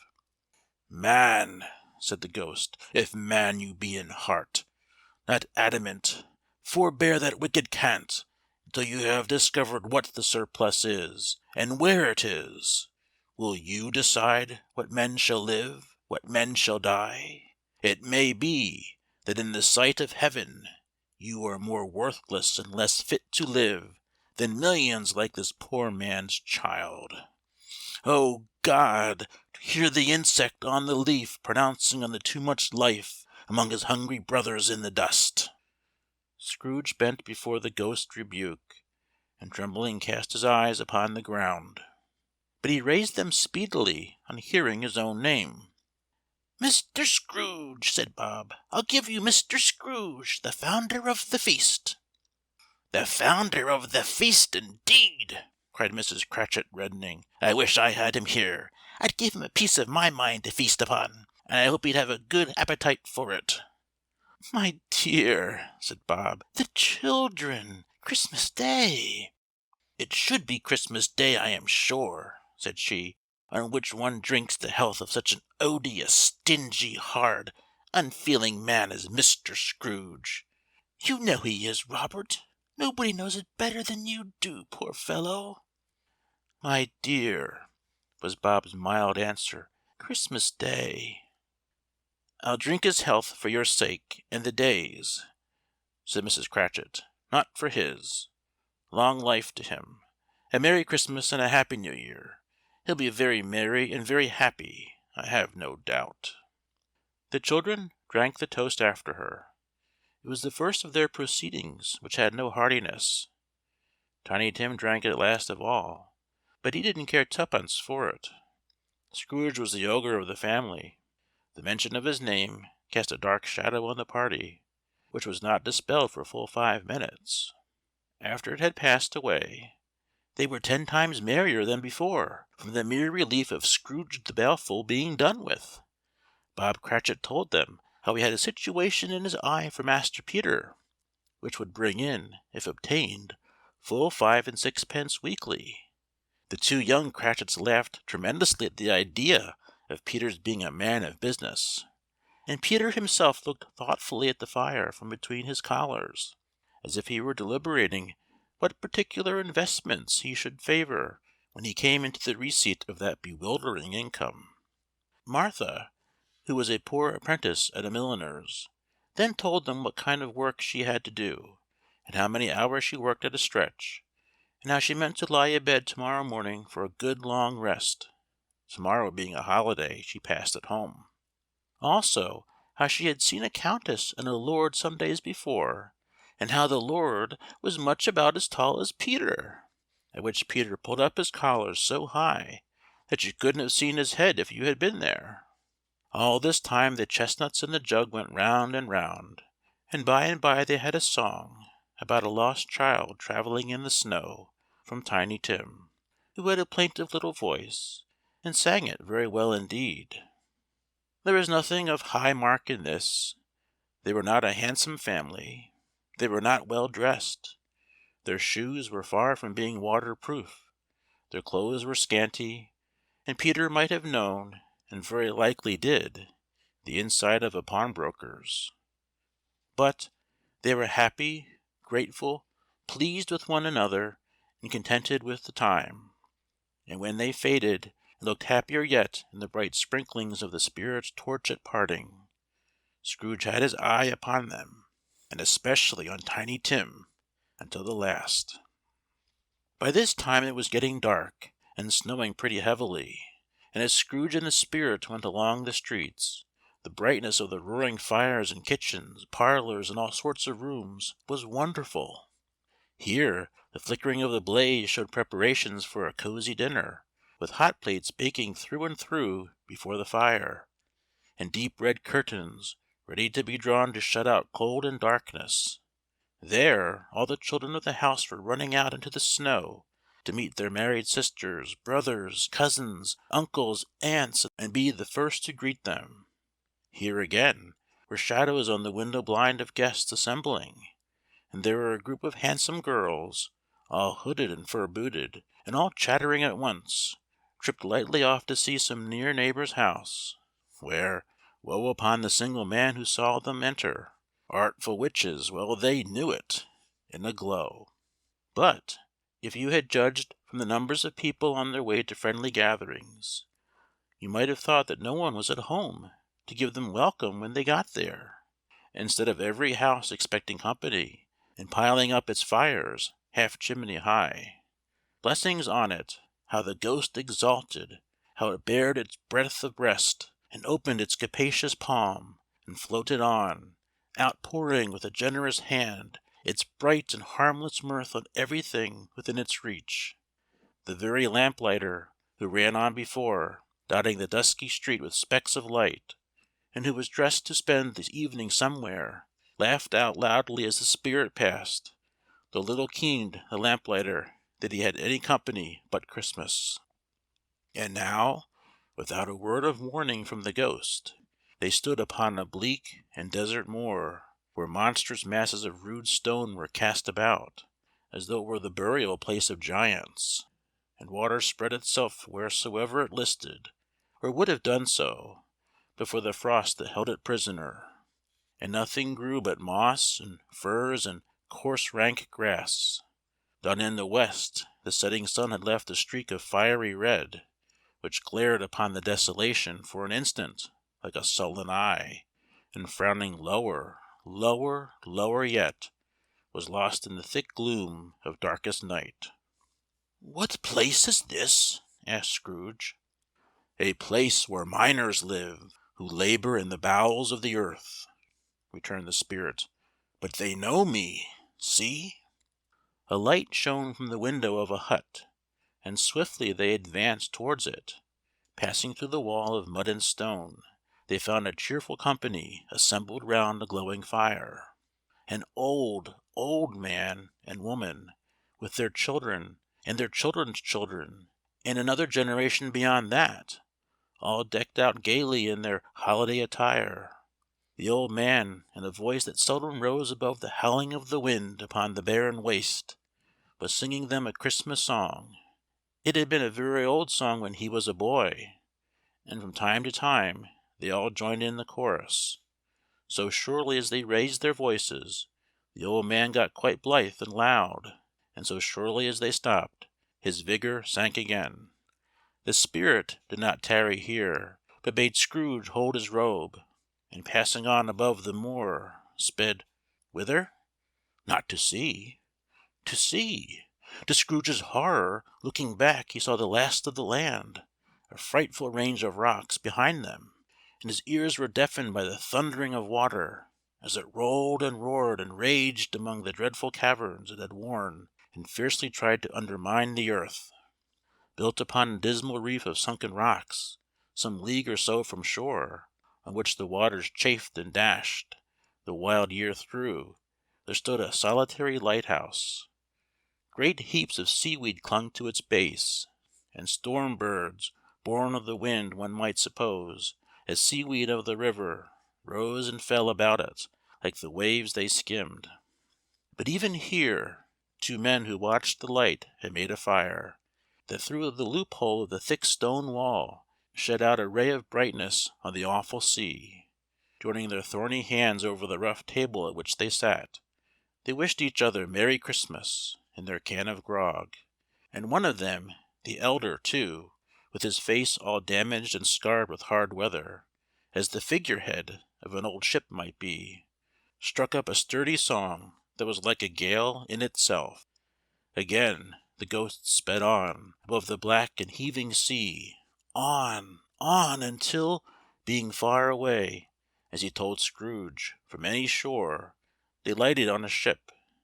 They stood beside the helmsman at the wheel, the lookout in the bow, the officers who had the watch, dark, ghostly figures in their several stations, but every man among them hummed a Christmas tune, or had a Christmas thought, or spoke below his breath to his companion of some bygone Christmas day, with homeward hopes belonging to it. And every man on board, waking or sleeping, good or bad, had had a kinder word for another on that day than on any day in the year, and had shared to some extent in its festivities, and had remembered those he cared for at a distance, and had known that they delighted to remember him. It was a great surprise to Scrooge, while listening to the moaning of the wind, and thinking what a solemn thing it was to move on through the lonely darkness over an unknown abyss, whose depths were secrets as profound as death. It was a great surprise to Scrooge, while thus engaged, to hear a hearty laugh. It was a much greater surprise to Scrooge to recognize it as his own nephew's, and to find himself in a bright, dry, gleaming room, with the Spirit standing smiling by his side, and looking at that same nephew with approving affability. "Ha, ha, ha!" laughed Scrooge's nephew. "Ha, ha, ha, ha! If you should happen, by any unlikely chance, to know a man more blessed in a laugh than Scrooge's nephew, all I can say is, I should like to know him too. Introduce him to me, and I'll cultivate his acquaintance." It is a fair, even-handed, noble adjustment of things, that while there is infection and disease and sorrow, there is nothing in the world so irresistibly contagious as laughter and good humor. When Scrooge's nephew laughed in this way, holding his sides, rolling his head, and twisting his face into the most extravagant contortions, Scrooge's niece by marriage laughed as heartily as he, and their assembled friends, being not a bit behindhand, roared out lustily, "He said that Christmas was a humbug, as I live!" cried Scrooge's nephew. "He believed it, too." "More shame for him, Fred," said Scrooge's niece indignantly. "Bless those women, they never do anything by halves. They are always in earnest." She was very pretty, exceedingly pretty, with a dimpled, surprised-looking, capital face, a ripe little mouth that seemed made to be kissed, as no doubt it was, all kinds of good little dots about her chin that melted into one another when she laughed, and the sunniest pair of eyes you ever saw in any little creature's head. Altogether, she was what you would have called provoking, you know, but satisfactory too. Oh, perfectly satisfactory. "He's a comical old fellow," said Scrooge's nephew. "That's the truth, and not so pleasant as he might be. However, his offences carry their own punishment, and I have nothing to say against him." "I'm sure he's very rich, Fred," hinted Scrooge's niece. "At least you always tell me so." "What of that, my dear?" said Scrooge's nephew. "His wealth is of no use to him. He don't do any good with it. He don't make himself comfortable with it. He hasn't the satisfaction of thinking that he's ever going to benefit us with it." "I have no patience with him," observed Scrooge's niece. Scrooge's niece's sisters and all the other ladies expressed the same opinion. "Oh, I have," said Scrooge's nephew. "I am sorry for him. I couldn't be angry with him if I tried. Who suffers by his ill whims? Himself, always. Here, he takes it into his head to dislike us, and he won't come and dine with us. What's the consequence? He don't lose much of a dinner." "Indeed, I think he loses a very good dinner," interrupted Scrooge's niece. Everybody else said the same, and they must be allowed to have been competent judges, because they had just had dinner, and, with the dessert upon the table, were clustered round the fire by lamplight. "Well, I'm very glad to hear it," said Scrooge's nephew, "because I haven't great faith in these young housekeepers. What do you say, Topper?" Topper had clearly got his eye upon one of Scrooge's niece's sisters, for he answered that the bachelor was a wretched outcast, who had no right to express an opinion on the subject. Whereat Scrooge's niece's sister, the plump one with the lace tucker, not the one with the roses, blushed. "Do go on, Fred," said Scrooge's niece, clapping her hands. "He never finishes what he begins to say. He is such a ridiculous fellow." Scrooge's nephew revelled in another laugh, and as it was impossible to keep the infection off, though the plump sister tried hard to do it with aromatic vinegar, his example was unanimously followed.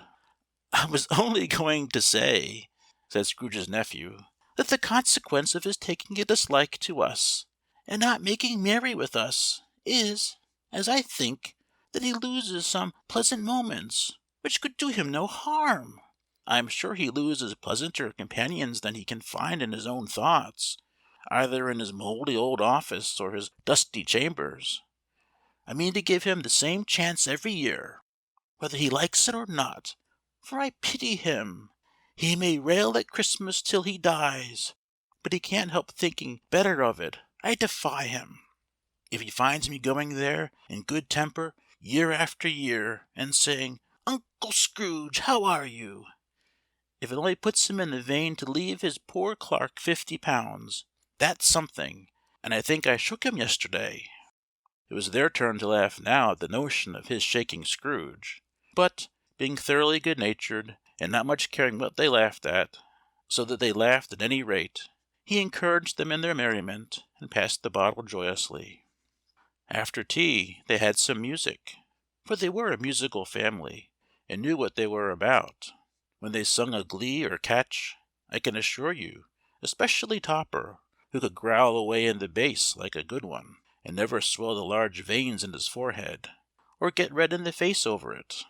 Scrooge's niece played well upon the harp, and played among other tunes a simple little air, a mere nothing, you might learn to whistle it in 2 minutes, which had been familiar to the child who fetched Scrooge from the boarding-school, as he had been reminded by the ghost of Christmas past.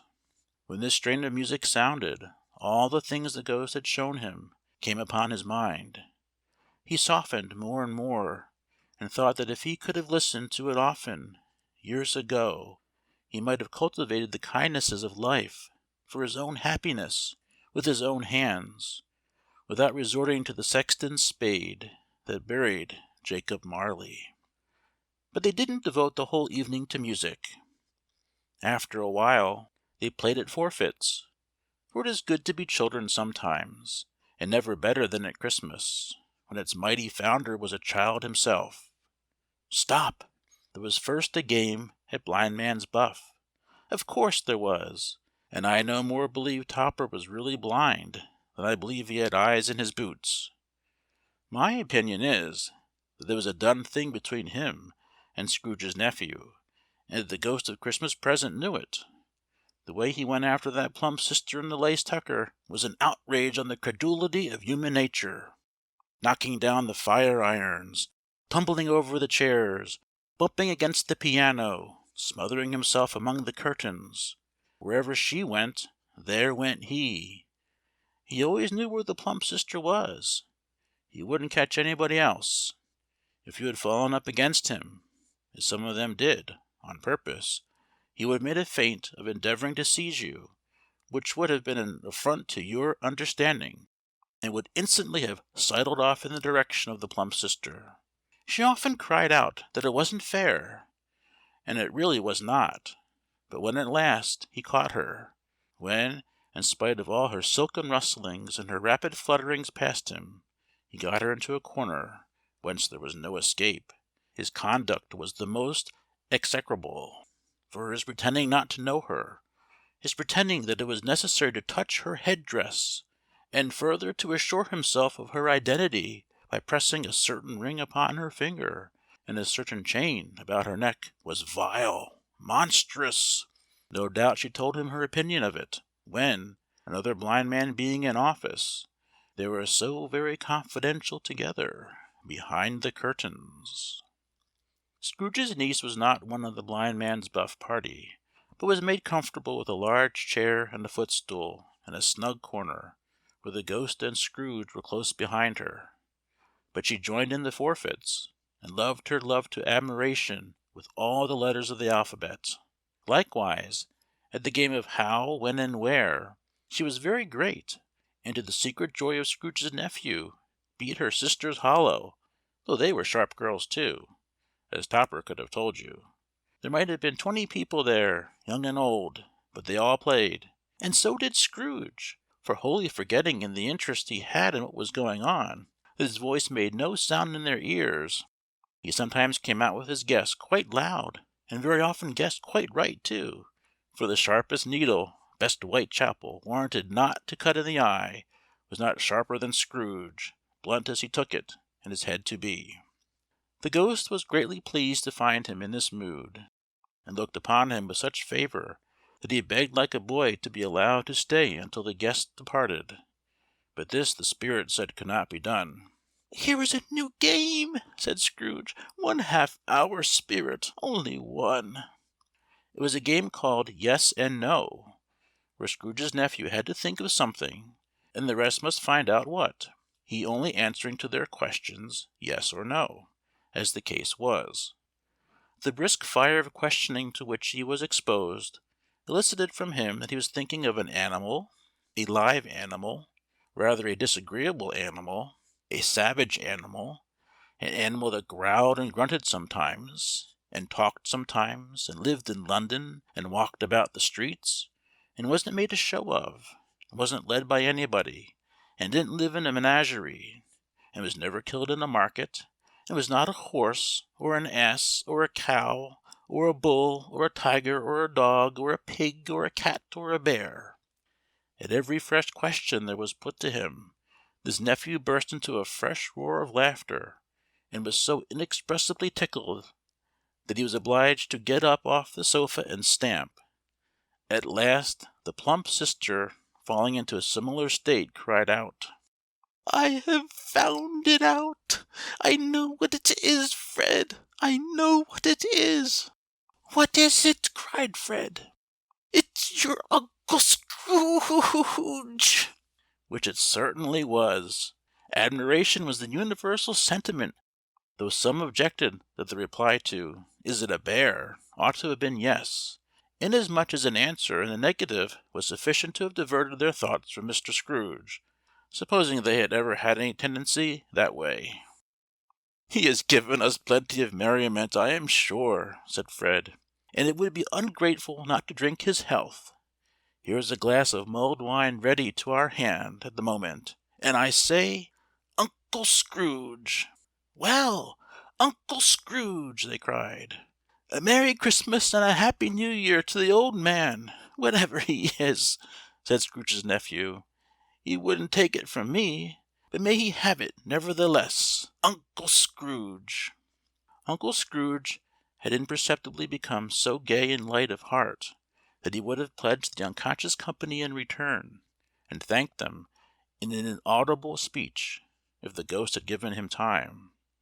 But the whole scene passed off in the breath of the last words spoken by his nephew, and he and the spirit were again upon their travels. Much they saw, and far they went, and many homes they visited, but always with a happy end. The spirit stood beside sick beds, and they were cheerful; on foreign lands, and they were close at home; by struggling men, and they were patient in their greater hope; by poverty, and it was rich; in almshouse, hospital, and jail, in misery's every refuge, where vain man in his little brief authority had not made fast the door and barred the spirit out, he left his blessing and taught Scrooge his precepts. It was a long night, if it were only a night, but Scrooge had his doubts of this, because the Christmas holidays appeared to be condensed into the space of time they passed together.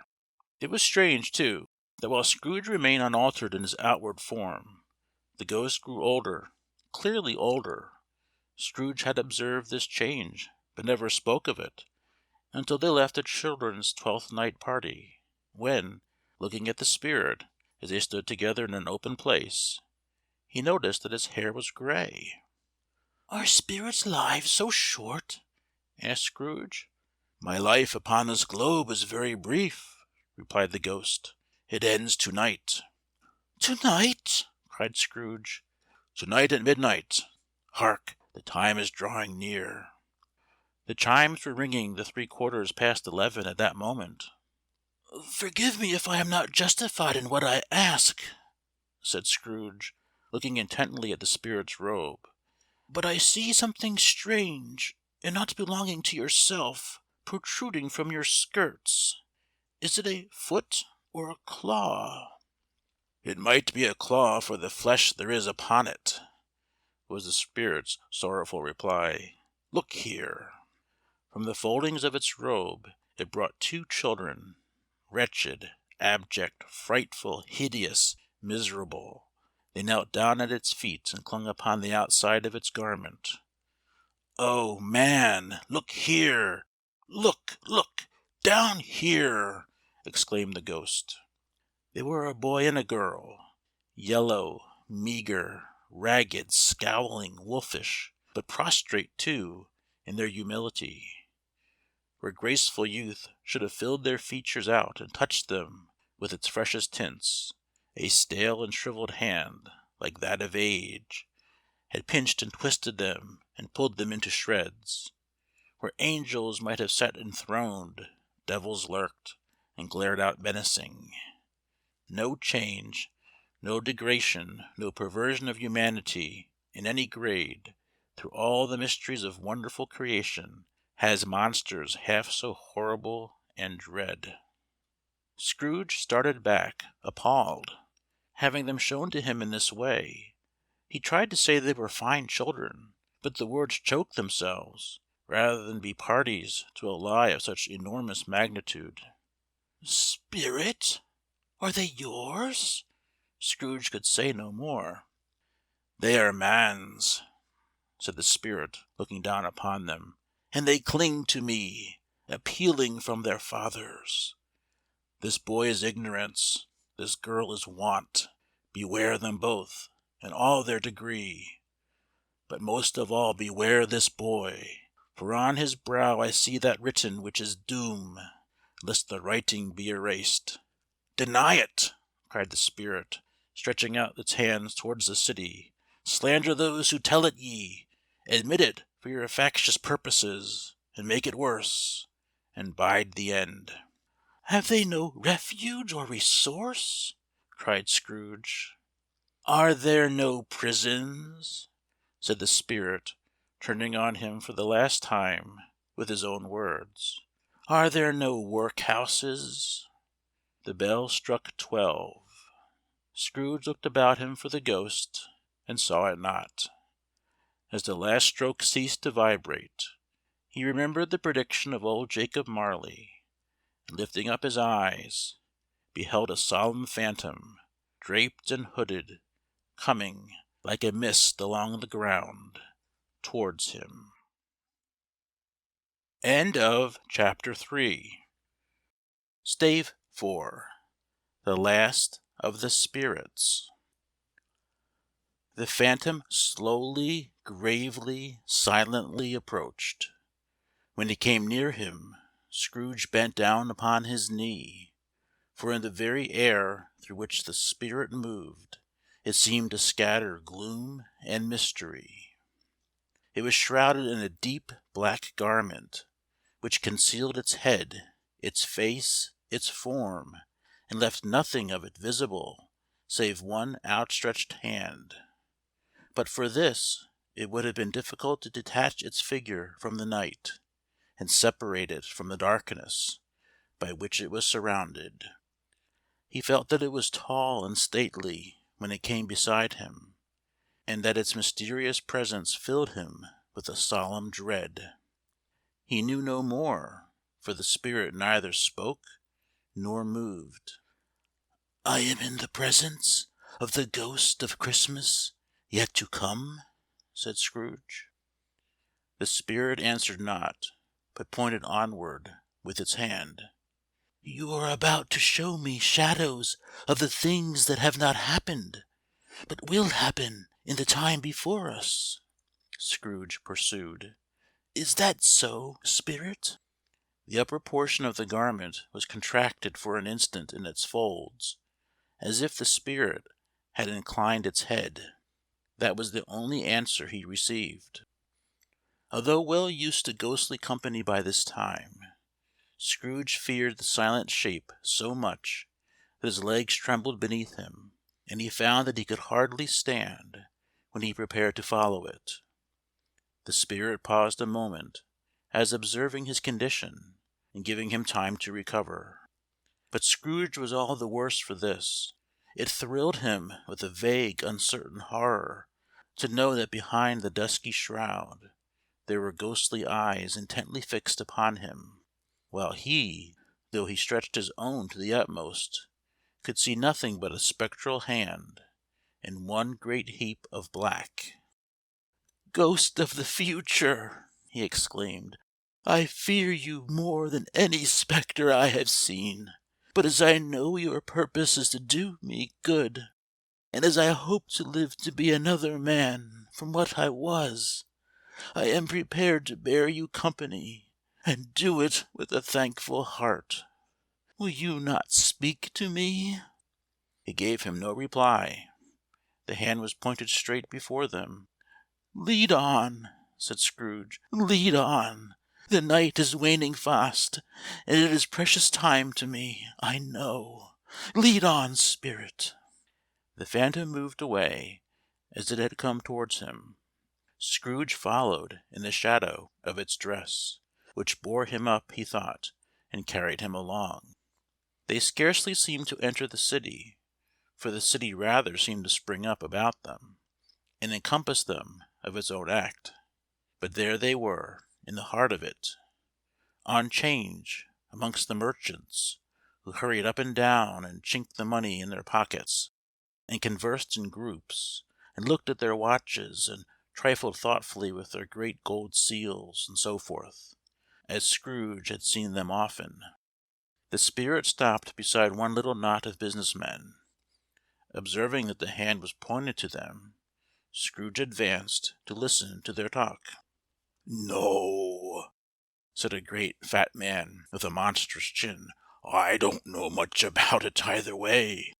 I only know he's dead." "When did he die?" inquired another. "Last night, I believe." "Why, what was the matter with him?" asked a third, taking a vast quantity of snuff out of a very large snuff-box. "I thought he'd never die." "God knows," said the first, with a yawn. "What has he done with his money?" asked a red-faced gentleman, with a pendulous excrescence on the end of his nose, that shook like the gills of a turkey-cock.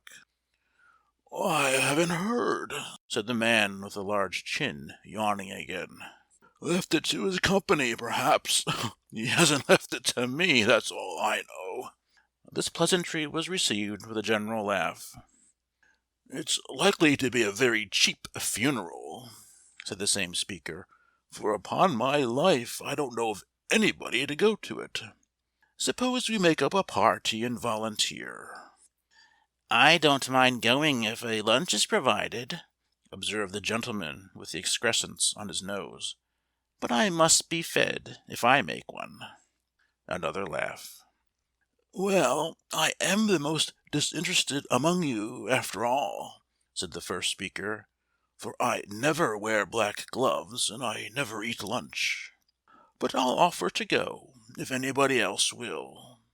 When I come to think of it, I'm not at all sure that I wasn't his most particular friend, for we used to stop and speak whenever we met.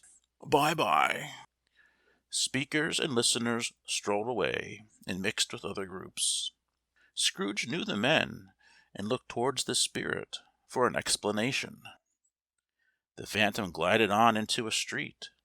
Its finger pointed to two persons meeting.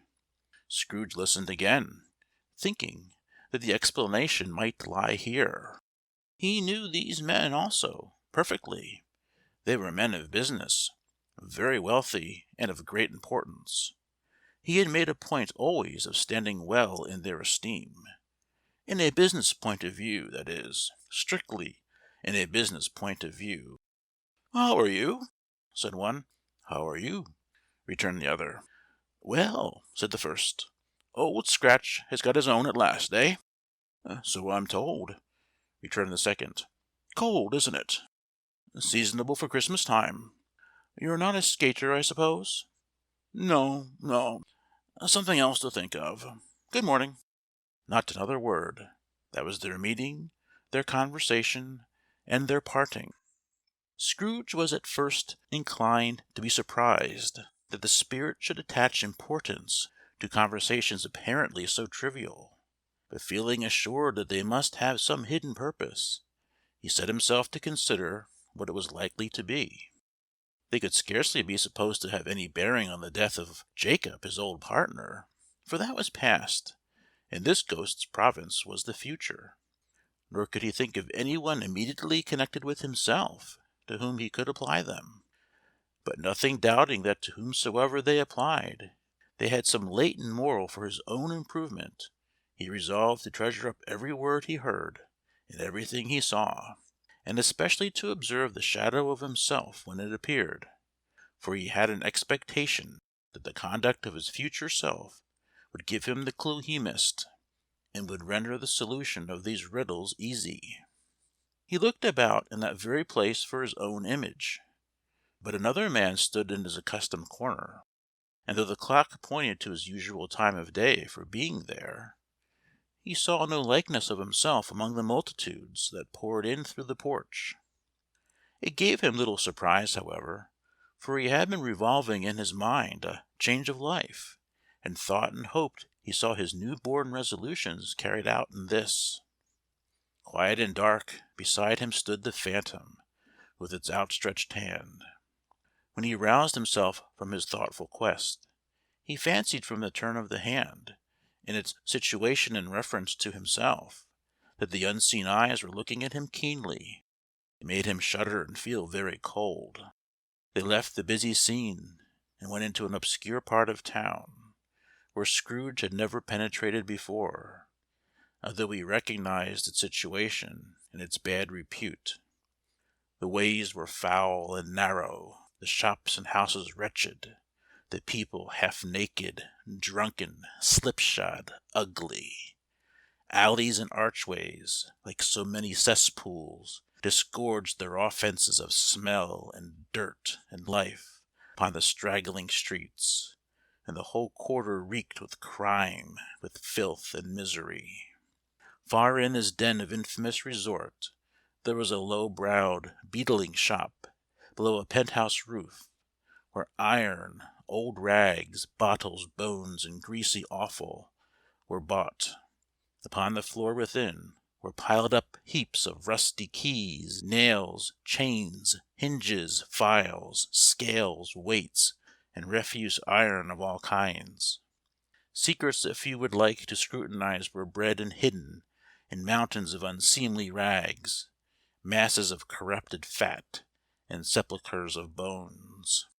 Sitting in among the wares he dealt in, by a charcoal stove made of old bricks, was a grey-haired rascal, nearly 70 years of age, who had screened himself from the cold air without by a frowsy curtaining of miscellaneous tatters, hung upon a line, and smoked his pipe in all the luxury of calm retirement. Scrooge and the phantom came into the presence of this man, just as a woman with a heavy bundle slunk into the shop. But she had scarcely entered when another woman, similarly laden, came in too, and she was closely followed by a man in faded black, who was no less startled by the sight of them than they had been upon the recognition of each other. After a short period of blank astonishment, in which the old man with the pipe had joined them, they all three burst into a laugh. "Let the charwoman alone to be the first," cried she who had entered first. "Let the laundress alone to be the second. Let the undertaker's man alone to be the third. Look here, old Joe, here's a chance. if we haven't all three met here without meaning it." "You couldn't have met in a better place," said old Joe, removing his pipe from his mouth. "Come into the parlour. You were made free of it long ago, you know, and the other two ain't strangers. Stop till I shut the door of the shop. Ah, how it skreeks! There ain't such a rusty bit of metal in the place as its own hinges, I believe, and I'm sure there's no such old bones here as mine. Ha, ha, ha! We're all suitable to our calling. We're well matched. Come into the parlour. Come into the parlour." The parlour was the space behind the screen of rags. The old man raked the fire together with an old stair-rod, and having trimmed his smoky lamp, for it was night, with the stem of his pipe, put it in his mouth again. While he did this, the woman who had already spoken threw her bundle on the floor, and sat down in a flaunting manner on a stool, crossing her elbows on her knees, and looking with a bold defiance at the other two. "What odds, then? What odds, Mrs. Dilber?" said the woman. "Every person has a right to take care of themselves. He always did." "That's true, indeed," said the laundress. "No man more so." "Why, then, don't stand staring as if you're afraid, woman. Who's the wiser? We're not going to pick holes in each other's coats, I suppose?" "No, indeed," said Mrs. Dilber and the man together. "We should hope not." "Very well, then," cried the woman. "That's enough. Who's the worse for the loss of a few things like these? Not a dead man, I suppose?" "No, indeed," said Mrs. Dilber, laughing. "If he wanted to keep him after he was dead, a wicked old screw," pursued the woman, "why wasn't he natural in his lifetime? If he had been, he'd have had somebody to look after him when he was struck with death, instead of lying gasping out his last there, alone by himself." "It's the truest word that ever was spoke," said Mrs. Dilber. "It's a judgment on him." "I wish it was a little heavier judgment," replied the woman, "and it should have been, you may depend upon it, if I could have laid my hands on anything else. Open that bundle, old Joe, and let me know the value of it. Speak out plain. I'm not afraid to be the first, or afraid for them to see it. We know pretty well that we were helping ourselves before we met here, I believe. It's no sin. Open the bundle, Joe." But the gallantry of her friends would not allow of this, and the man in faded black, mounting the breach first, produced his plunder. It was not extensive. A seal or two, a pencil case, a pair of sleeve buttons, and a brooch of no great value were all. They were severally examined and appraised by old Joe, who chalked the sums he was disposed to give for each upon the wall, and added them up into a total when he found there was nothing more to come.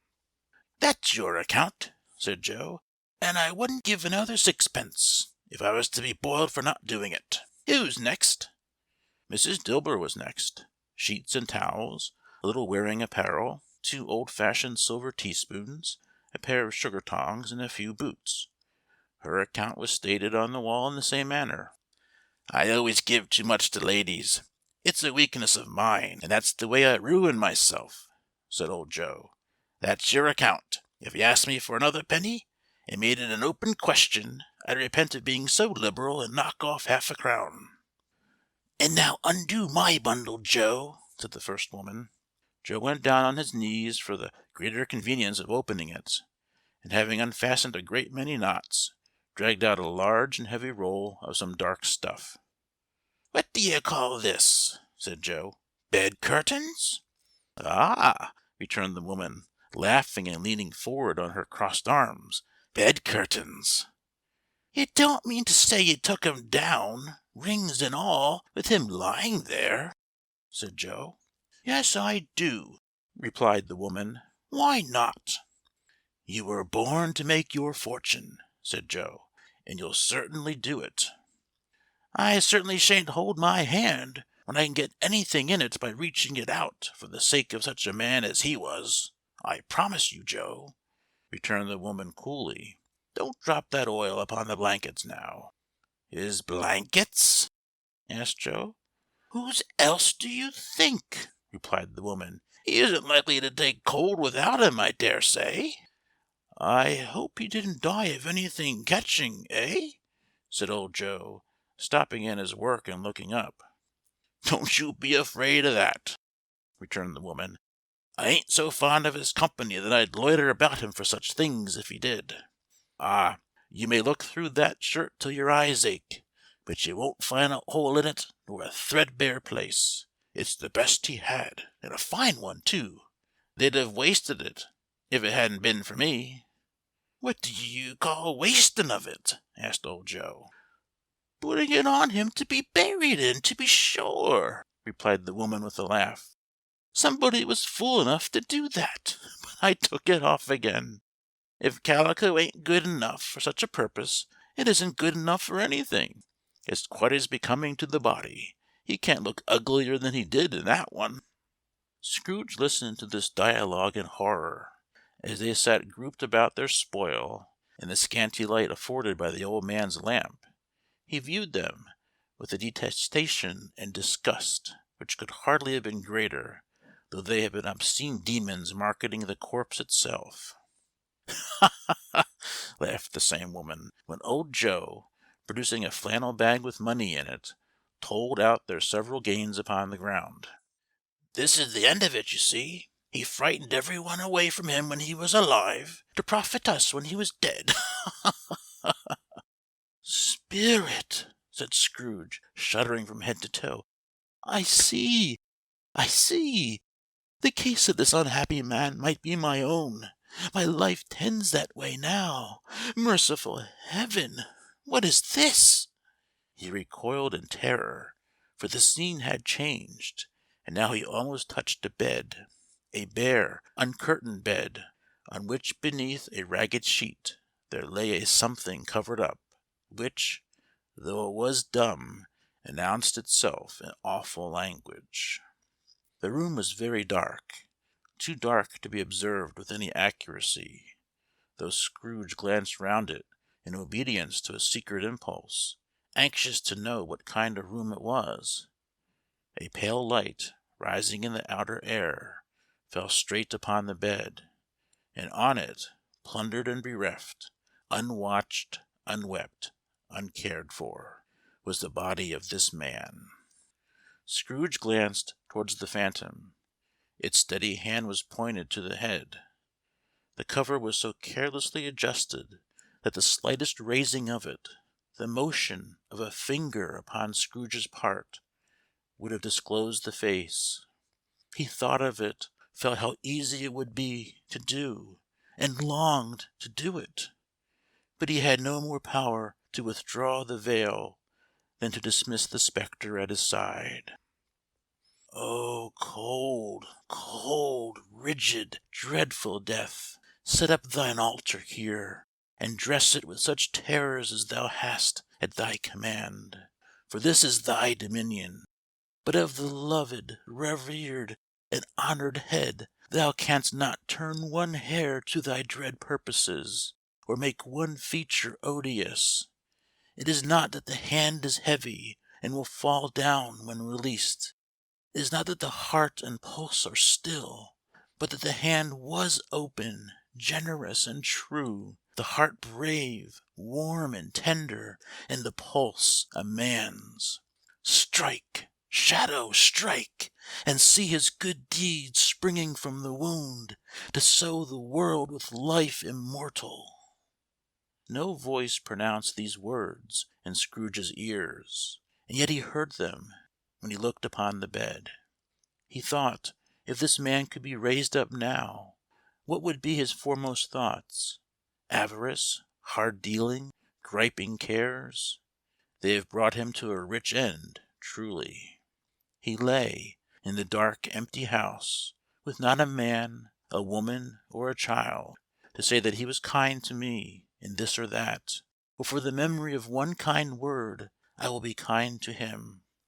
A cat was tearing at the door, and there was a sound of gnawing rats beneath the hearthstone.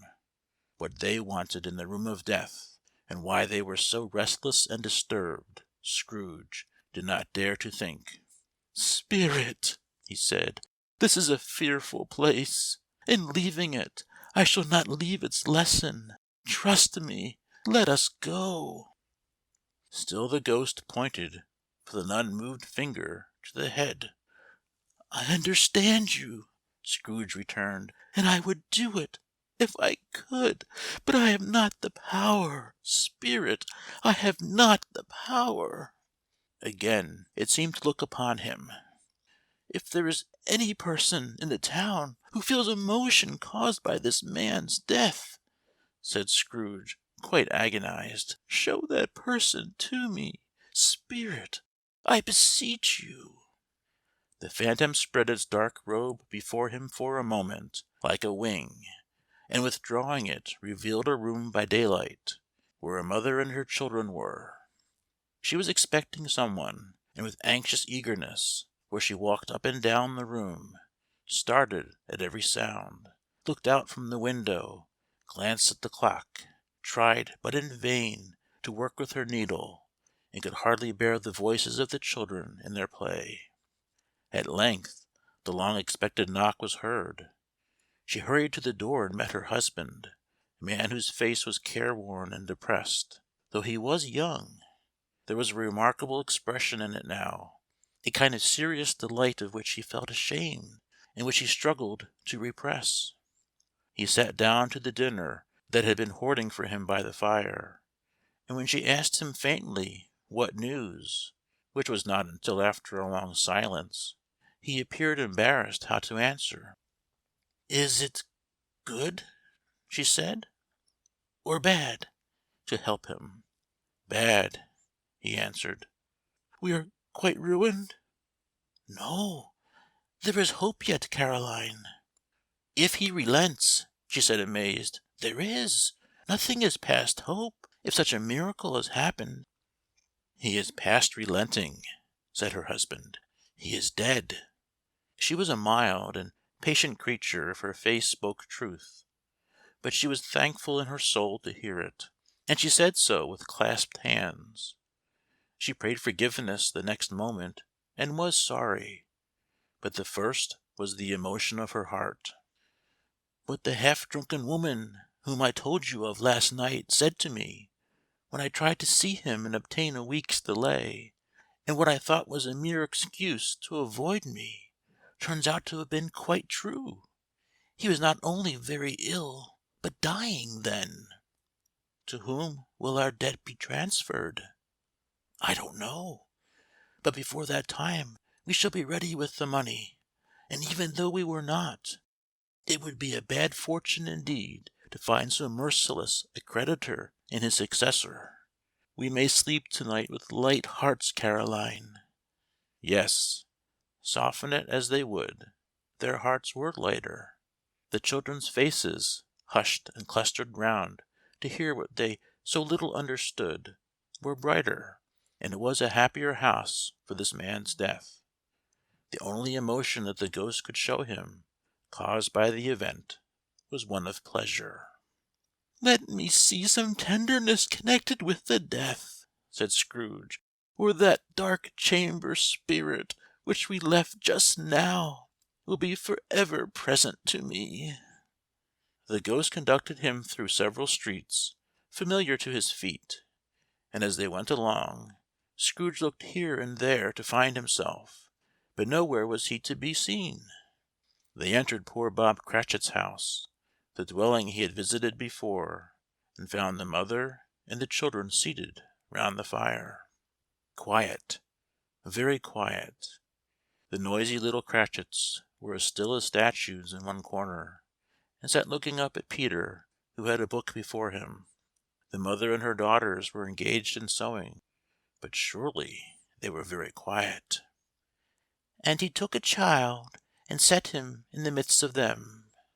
Where had Scrooge heard those words? He had not dreamed them. The boy must have read them out, as he and the spirit crossed the threshold. Why did he not go on? The mother laid her work upon the table, and put her hand up to her face. "The color hurts my eyes," she said. The color? Ah, poor Tiny Tim! They're better now again. said Cratchit's wife. "It makes them weak by candlelight, and I wouldn't show weak eyes to your father when he comes home, for the world. It must be near his time." "Past it, rather," Peter answered, shutting up his book. "But I think he has walked a little slower than he used, these few last evenings, mother." They were very quiet again. At last she said, and in a steady, cheerful voice that only faltered once, "I have known him walk with Tiny Tim upon his shoulder, very fast indeed." "And so have I," cried Peter, "often." "And so have I," exclaimed another. So had all. "But he was very light to carry," she resumed, intent upon her work, "and his father loved him so, that it was no trouble, no trouble. And there is your father at the door." She hurried out to meet him. Little Bob and his comforter, he had need of it, poor fellow, came in. His tea was ready for him on the hob, and they all tried who should help him to it most. Then the two young Cratchits got upon his knees, and laid each child a little cheek against his face, as if they said, "Don't mind it, father, don't be grieved." Bob was very cheerful with them, and spoke pleasantly to all the family. He looked at the work upon the table, and praised the industry and speed of Mrs. Cratchit and the girls. They would be done long before Sunday, he said. "Sunday? You went to-day, then, Robert?" said his wife. "Yes, my dear," returned Bob. "I wish you could have gone. It would have done you good to see how green a place it is. But you'll see it often. I promised him that I would walk there on a Sunday." "My little child!" cried Bob. "My little child!" He broke down all at once. He couldn't help it. If he could have helped it, he and his child would have been farther apart perhaps than they were. He left the room and went upstairs into the room above, which was lighted cheerfully and hung with Christmas. There was a chair set close beside the child, and there were signs of someone having been there lately. Poor Bob sat down in it, and when he had thought a little and composed himself, he kissed the little face. He was reconciled to what had happened, and went down again quite happy. They drew about the fire and talked, the girls and mother working still. Bob told them of the extraordinary kindness of Mr. Scrooge's nephew, whom he had scarcely seen but once, and who, meeting him in the street that day, and seeing that he looked just a little down, you know, said Bob, inquired what had happened to distress him. "On which," said Bob, "for he is the pleasantest spoken gentleman you ever heard, I told him, 'I am heartily sorry for it, Mr. Cratchit,' he said, 'and heartily sorry for your good wife.' By the by, how he ever knew that, I don't know." "Knew what, my dear?" "Why, that you were a good wife," replied Bob. "Everybody knows that," said Peter. "Very well observed, my boy," cried Bob. "I hope they do." "Heartily sorry," he said, "for your good wife. If I can be of service to you in any way," he said, giving me his card, "that's where I live. Pray come to me." "Now, it wasn't," cried Bob, "for the sake of anything he might be able to do for us, so much as for his kind way, that this was quite delightful. It really seemed as if he had known our Tiny Tim, and felt with us." "I am sure he's a good soul," said Mrs. Cratchit. "You would be sure of it, my dear," returned Bob, "if you saw and spoke to him. I shouldn't be at all surprised, mark what I say, if he got Peter a better situation." "Only hear that, Peter!" said Mrs. Cratchit. "And then," cried one of the girls, "Peter will be keeping company with someone, and setting up for himself."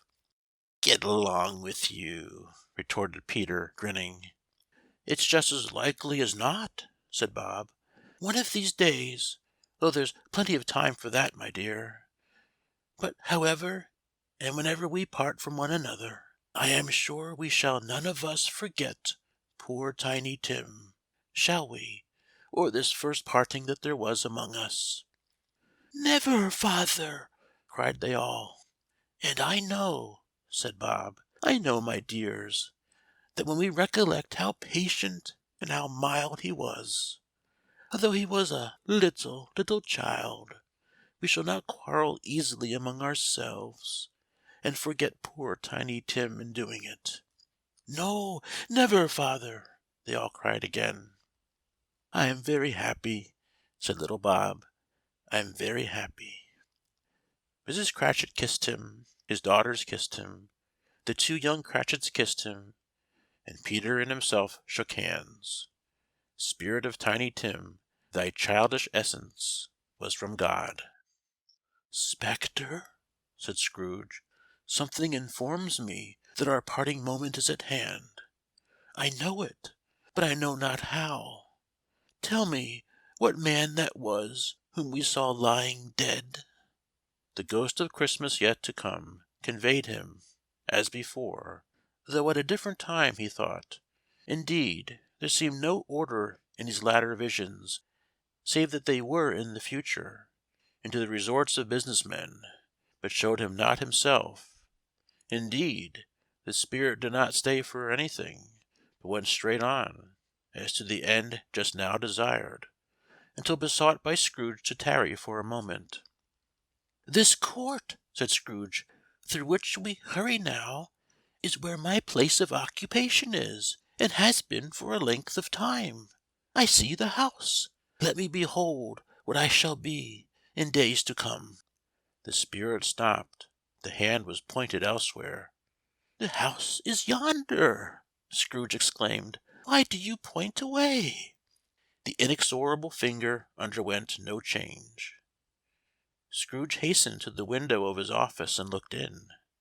It was an office still, but not his. The furniture was not the same, and the figure in the chair was not himself. The phantom pointed as before. He joined it once again, and wondering why and whither he had gone, accompanied it until they reached an iron gate. He paused to look round before entering. A churchyard. Here, then, the wretched man whose name he had now to learn lay underneath the ground. It was a worthy place, walled in by houses, overrun by grass and weeds, the growth of vegetation's death, not life, choked up with too much burying, fat with repleted appetite. A worthy place. The spirit stood among the graves, and pointed down to one. He advanced towards it trembling. The phantom was exactly as it had been, but he dreaded that he saw new meaning in its solemn shape. "Before I draw nearer to that stone to which you point," said Scrooge, "answer me one question. Are these the shadows of the things that will be, or are they the shadows of things that may be only?" Still the ghost pointed downward to the grave by which it stood. "Men's courses will foreshadow certain ends, to which, if persevered in, they must lead," said Scrooge. "But if the courses be departed from, the ends will change. Say it is thus with what you show me." The spirit was immovable as ever. Scrooge crept towards it, trembling as he went, and following the finger, read upon the stone of the neglected grave his own name, Ebenezer Scrooge. "Am I that man who lay upon the bed?" he cried upon his knees. The finger pointed from the grave to him and back again. "No, spirit! Oh, no, no!" The finger still was there. "Spirit!" he cried, tight clutching at its robe. "Hear me! I am not the man I was. I will not be the man I must have been but for this intercourse. Why show me this if I am past all hope?" For the first time the hand appeared to shake. "Good spirit!" he pursued, as down upon the ground he fell before it. Your nature intercedes for me, and pities me. Assure me that I yet may change these shadows you have shown me by an altered life. The kind hand trembled. I will honor Christmas in my heart and try to keep it all the year. I will live in the past, the present, and the future. The spirits of all three shall strive within me. I will not shut out the lessons that they teach. Oh, tell me I may sponge away the writing on this stone. In his agony he caught the spectral hand. It sought to free itself, but he was strong in his entreaty, and detained it.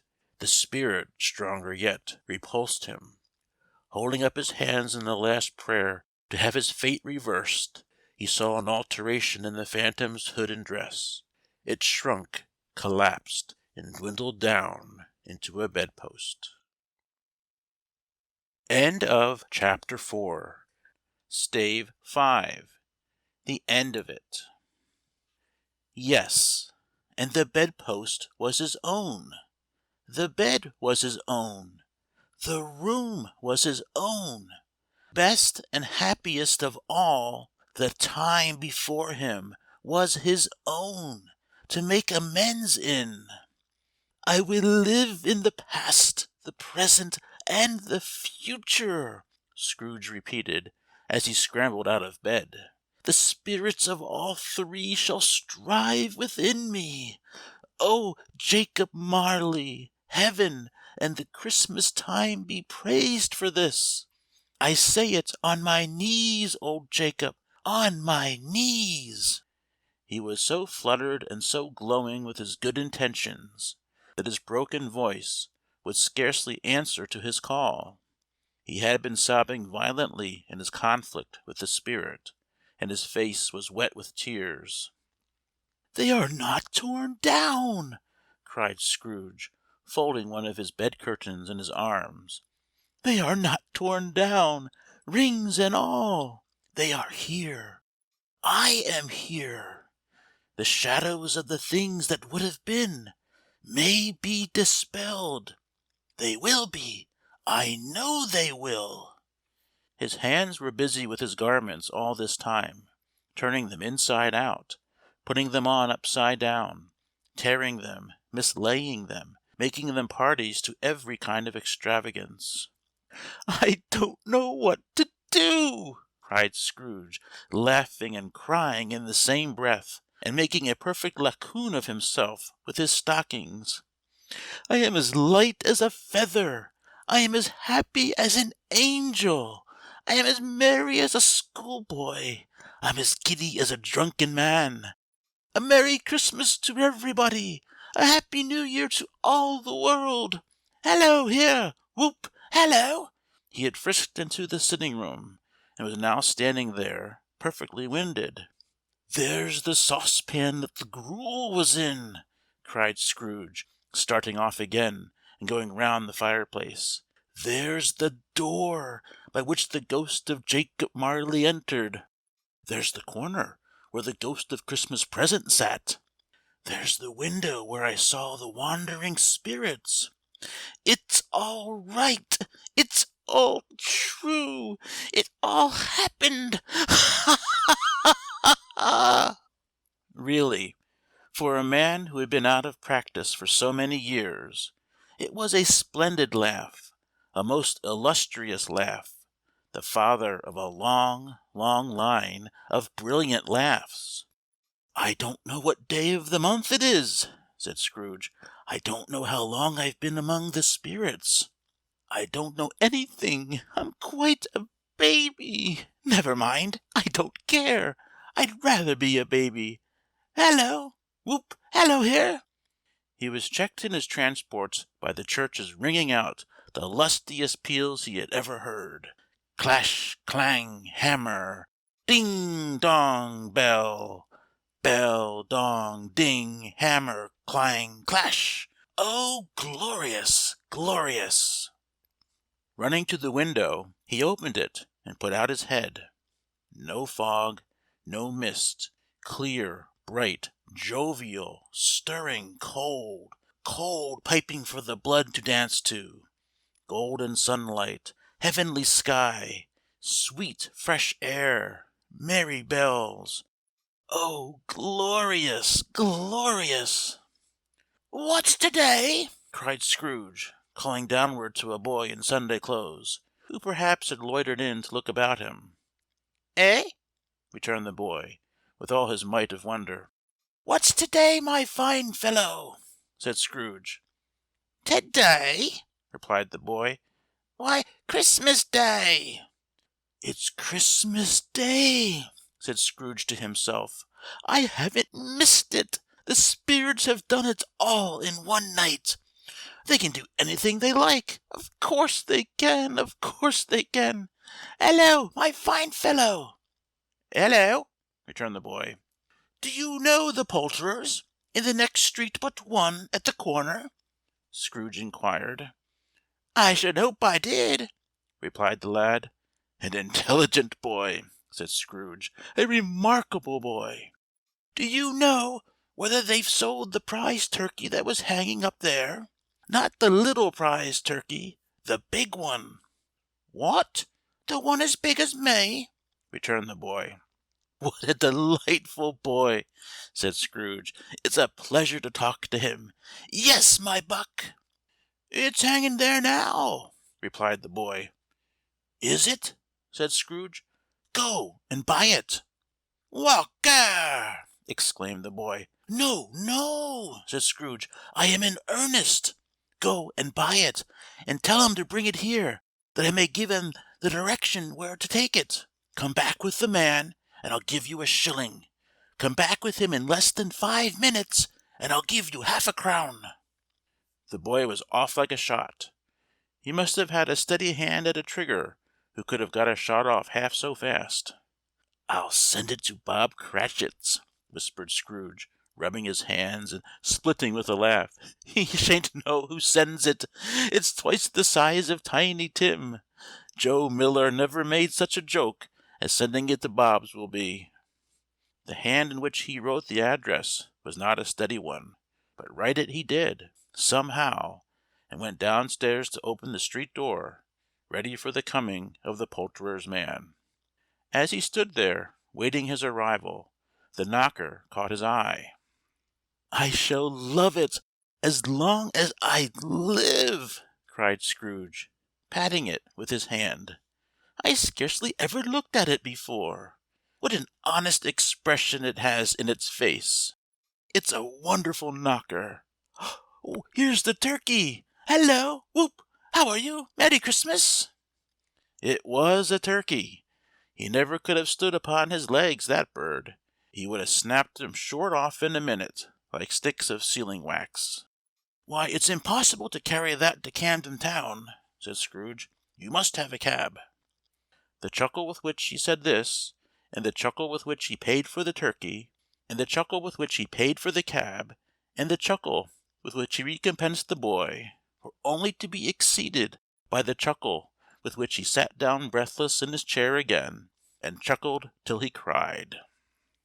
Shaving was not an easy task, for his hand continued to shake very much, and shaving requires attention, even when you don't dance while you're at it.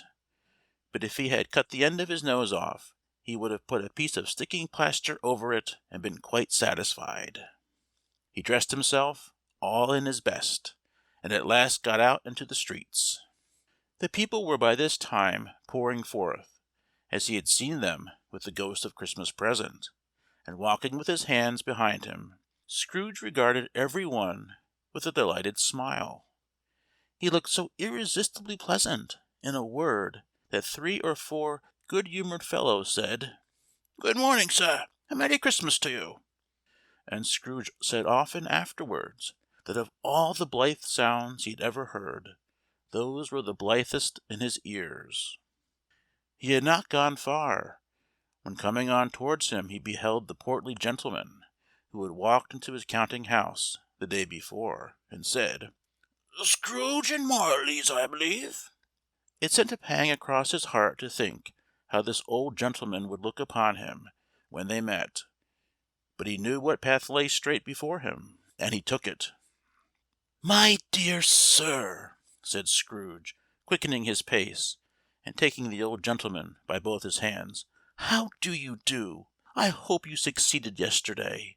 It was very kind of you. A Merry Christmas to you, sir." "Mr. Scrooge?" "Yes," said Scrooge, "that is my name, and I fear it may not be pleasant to you. Allow me to ask your pardon, and will you have the goodness—" Here Scrooge whispered in his ear. "Lord bless me!" cried the gentleman, as if his breath were taken away. "My dear Mr. Scrooge, are you serious?" "If you please," said Scrooge, "not a farthing less. A great many back payments are included in it, I assure you. Will you do me that favour?" "My dear sir," said the other, shaking hands with him, "I don't know what to say to such munifi—" "Don't say anything, please," retorted Scrooge. "Come and see me. Will you come and see me?" "I will!" cried the old gentleman, and it was clear that he meant to do it. "Thank'ee," said Scrooge. "I am much obliged to you. I thank you 50 times. Bless you!" He went to church, and walked about the streets, and watched the people hurrying to and fro, and patted children on the head, and questioned beggars, and looked down into the kitchens of houses, and up to the windows, and found that everything could yield him pleasure. He had never dreamed that any walk, that anything, could give him so much happiness. In the afternoon he turned his steps towards his nephew's house. He passed the door a dozen times, before he had the courage to go up and knock, but he made a dash, and did it. "Is your master at home, my dear?" said Scrooge to the girl. Nice girl, very. "Yes, sir." "Where is he, my love?" said Scrooge. "He's in the dining room, sir, along with mistress. I'll show you upstairs, if you please." "Thank'ee. He knows me," said Scrooge, with his hand already on the dining room lock. "I'll go in here, my dear." He turned it gently, and sidled his face in, round the door.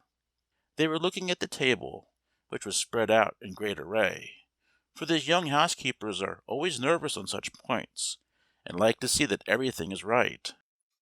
"Fred!" said Scrooge. Dear heart alive! How his niece by marriage started!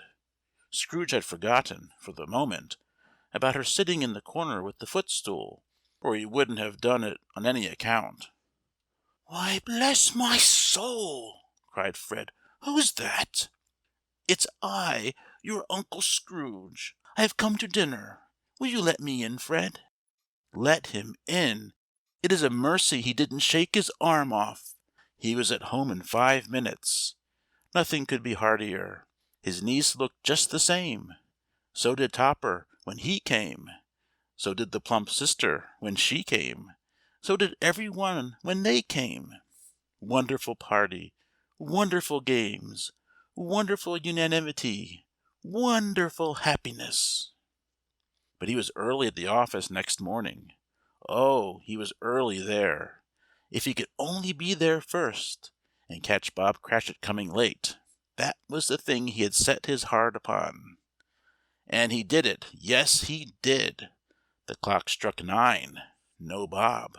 1/4 past. No Bob. He was full 18 minutes and a half behind his time. Scrooge sat with his door wide open, that he might see him come into the tank. His hat was off before he opened the door, his comforter too. He was on his stool in a jiffy, driving away with his pen as if he were trying to overtake 9 o'clock. "Hallo!" growled Scrooge, in his accustomed voice, as near as he could feign it. "What do you mean by coming here at this time of day?" "I am very sorry, sir," said Bob. "I am behind my time." "You are?" repeated Scrooge. "Yes, I think you are. Step this way, sir, if you please." "It's only once a year, sir," pleaded Bob, appearing from the tank. "It shall not be repeated. I was making rather merry yesterday, sir." "Now I'll tell you what, my friend," said Scrooge. "I am not going to stand this sort of thing any longer.